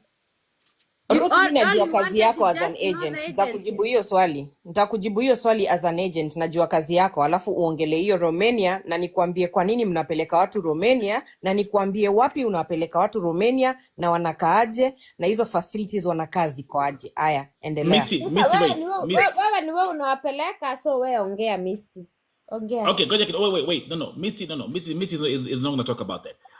Allow me to do. Let's do. Wacha I ongee. have Natty Girl. Anything you like to inject? Saseni, unanisikia? Oh, yeah, tunakusikia. Mi nilikuwa nataka kusema mtu asikuja hapa kujifanya ajui what is going on in Saudi. It's everywhere, it's on the internet. Kwa hivyo mtu asikuja kusema ati wasichana wetu na vijana zetu they are not dying. Na usikuje kuuliza ati is it safe, is it not safe? It's everywhere, it's not safe.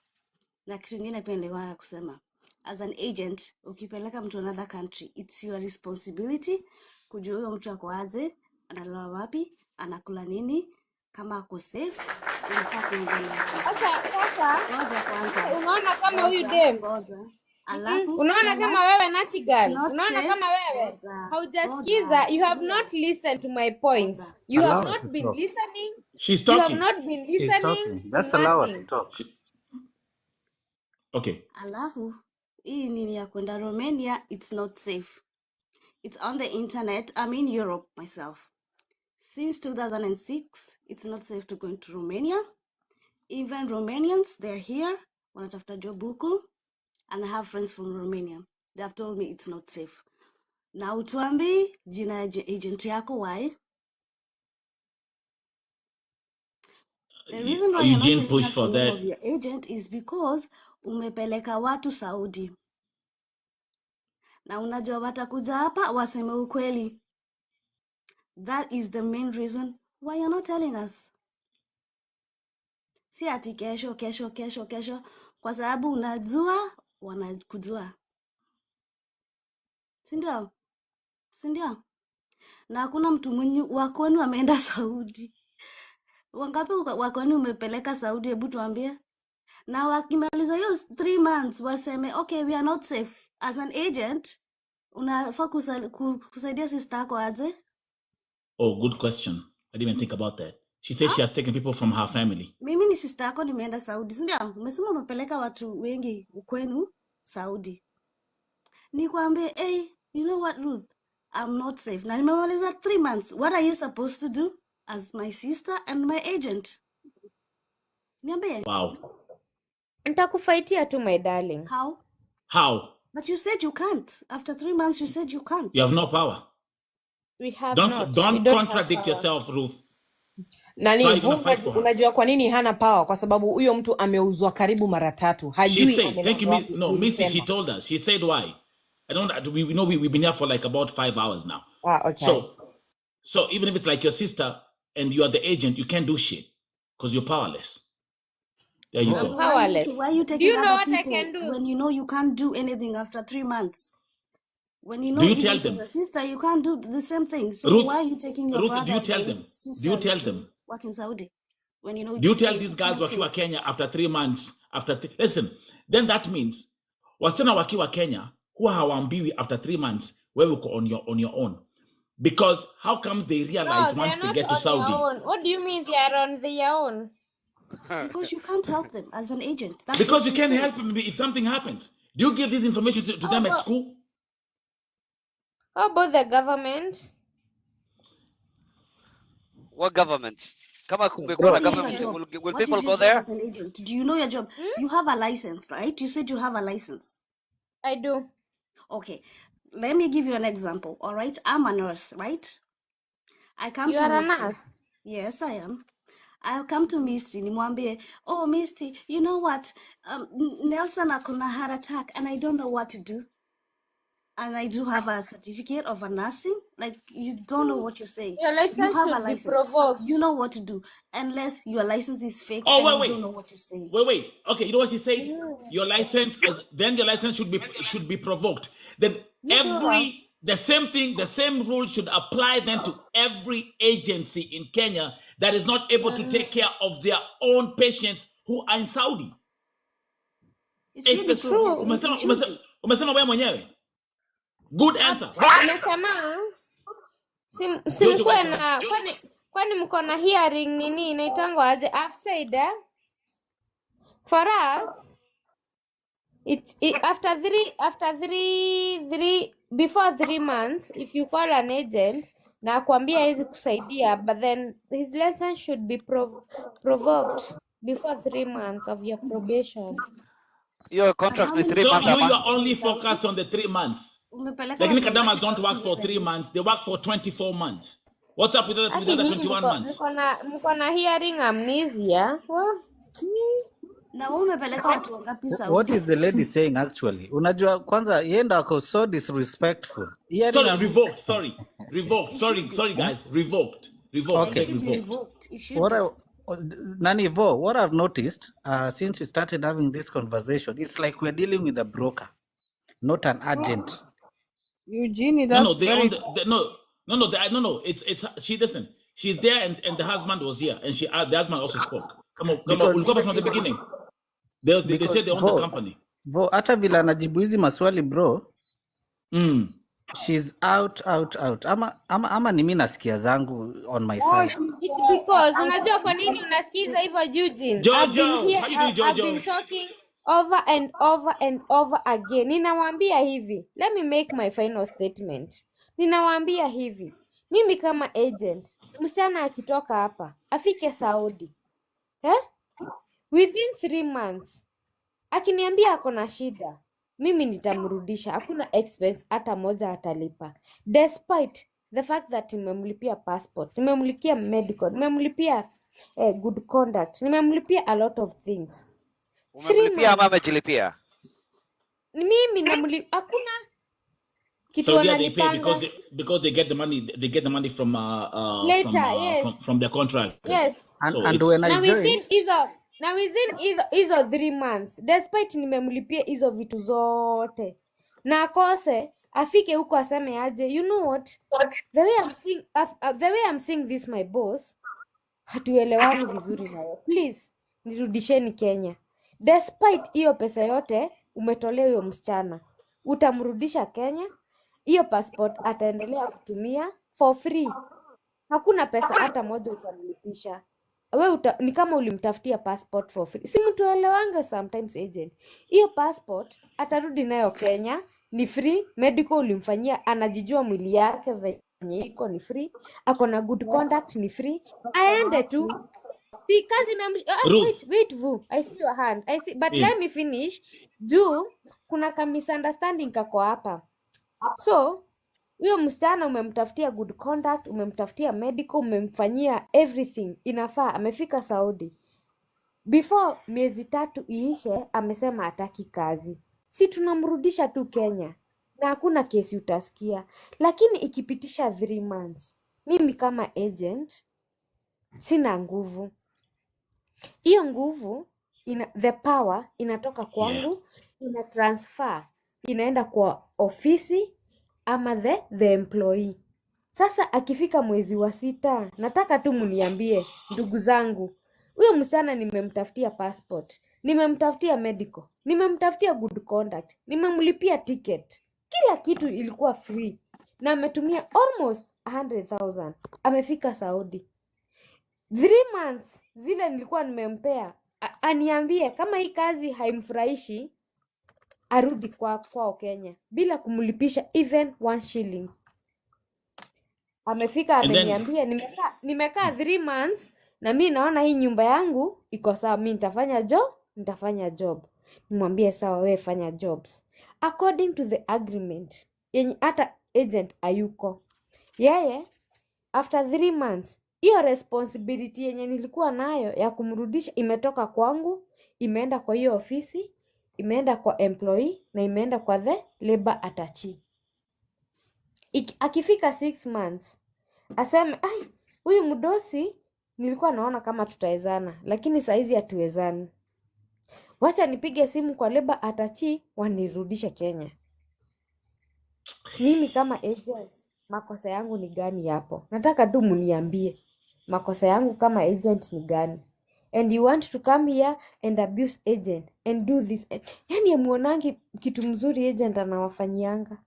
Acha Why do you nikwambie hate yako. agents so much? Why? Makosa yako ni you are contradicting yourself because you said, and I'm not the one who listened to it, that after 3 months mtu akishapelekwa penye ameenda, hiyo story umemalizana na hiyo. Ama Na sijakataa. I have repeated the same thing even right now. Nimesema aje Eugene? Alisema they don't care. Basically they don't care. They just dump you there in Saudi. Nati But there's Nelson, hebu nitoke kwa hii live. Watu but wako na no, mambo zao za no, understanding zao. skiza. Can't deal with you. No, skiza. Don't The word was don't powerless. no, And tunaambiana actually tu wale. Ati Tunaambiana I wale. said I No, don't no. care. Skiza, give me a view. Go view, give me a second. it's a Kwanza parliament. Nyinyi msiniletea usikasirike kwanza, mastress zenu skiza. by the way. Sikiza, usikasirike. Bikata ngoko siyangu. Also, Kama no. kama if it's not the truth, Ruth, usikasirike. Bwana kama ni ukweli listen, it's a itakuumiza. parliament. Don't take it personal. If you take it personal, Yeah. then it can change. This conversation was a forced marriage between an agent and a human activist. You understand that part? It's a forced marriage. Unasikia But Nati we have venye been very anasema? cordial. No, don't the Unasikia one huyu msichana venye anasema? the one mistake the one mistake you're making, you're using plural. Kuna few times umeata you've said nyinyi, mukona, and you're talking to all these people and then they're cussing you down there in the comment section. Then You understand nimepatia why? kazi za Romania. Mimi sitaki hiyo argument ya Saudi. I'm done. Okay. Thank you so much. Because Okay, what I want to know. because they're tired and they can't be able to handle Saudi Arabia. That was a very interesting conversation. That was a very interesting panel.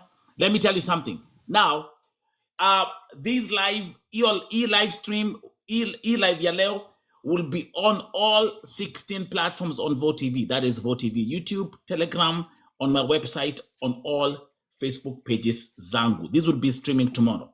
The one thing we all have to appreciate ni kwamba Ruth amesema vitu ambazo hatukuwa tunajua before, na sasa everything is clear. Kwa kila msichana ambaye anafanya kazi Saudia, now you know. I'm gonna give her one credit. Her giving me credit for you to understand ile kazi mimi huwa nafanya hapa. It's not for granted. At the end of the day, and by the way, it's interesting because now officially beginning from today, we are celebrating 10 years of VoTV.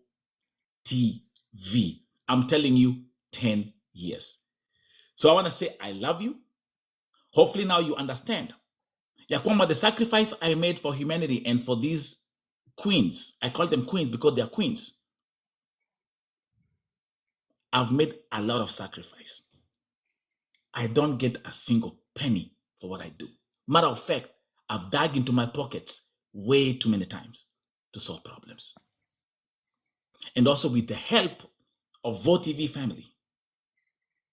Yes, 10 years. The first victim I rescued was in March 2015, and that's when VoTV was born.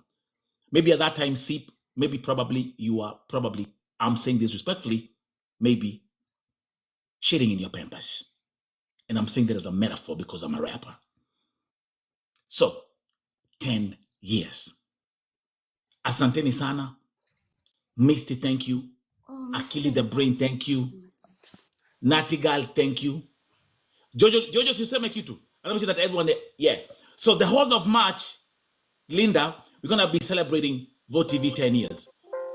Thank you, Mash. That's good. Congratulations. Misty, Thank you very Dead much. shit. VOTV unakumbuka mimi, I think I met you the first time when we was talking about the girl in Germany, the one who had problems in Berlin, the one that Yeah. Nani picked up. That's when we met. I think that was the first time. Yes.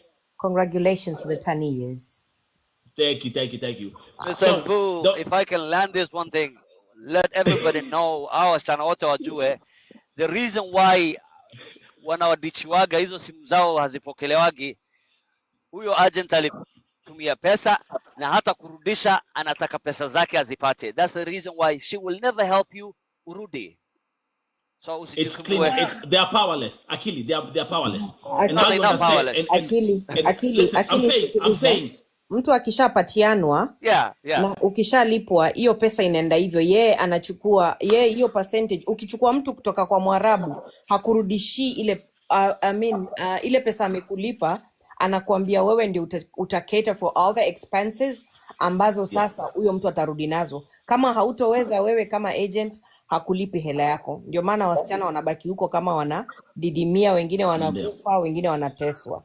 Hivyo ndio. Mrs. Sijali, and that's why every day, now you understand why every day kila siku wamepanga mlolongo hapa VOTV, because that's, and my phone is not sleeping. That's why. Let's Jojo. Na ni Landisha 20,000 point. pia. Wala alikuwa anauliza commission ni 20,000 commission. Jojo talk. Hi everybody. This is my first time, Then I just put TikTok scrolling. Then I saw VooTV. It's my first time. I have never seen this guy. Thank you. This guy here, VooTV, and I was like, "Who is this?" And I listened, and the way he was giving out about allegations, and then he puts the rap, In the morning. Okay, I got you. Yeah. We had a party. Yeah. I've never heard of you. I was like, oh my god. So in TikTok there's evolution, and That's I listened. You spoke a lot of sense, the way you're saying. Thank you. You're not fighting, you're only positive and whatever. I just loved you. Oh my God! Thank you, Jojo. I just love you. Thank you. Listening to this lady now, who is talking about now she has stopped taking people to Saudi Arabia. She's taking people to Romania. Romania. I am in Ireland.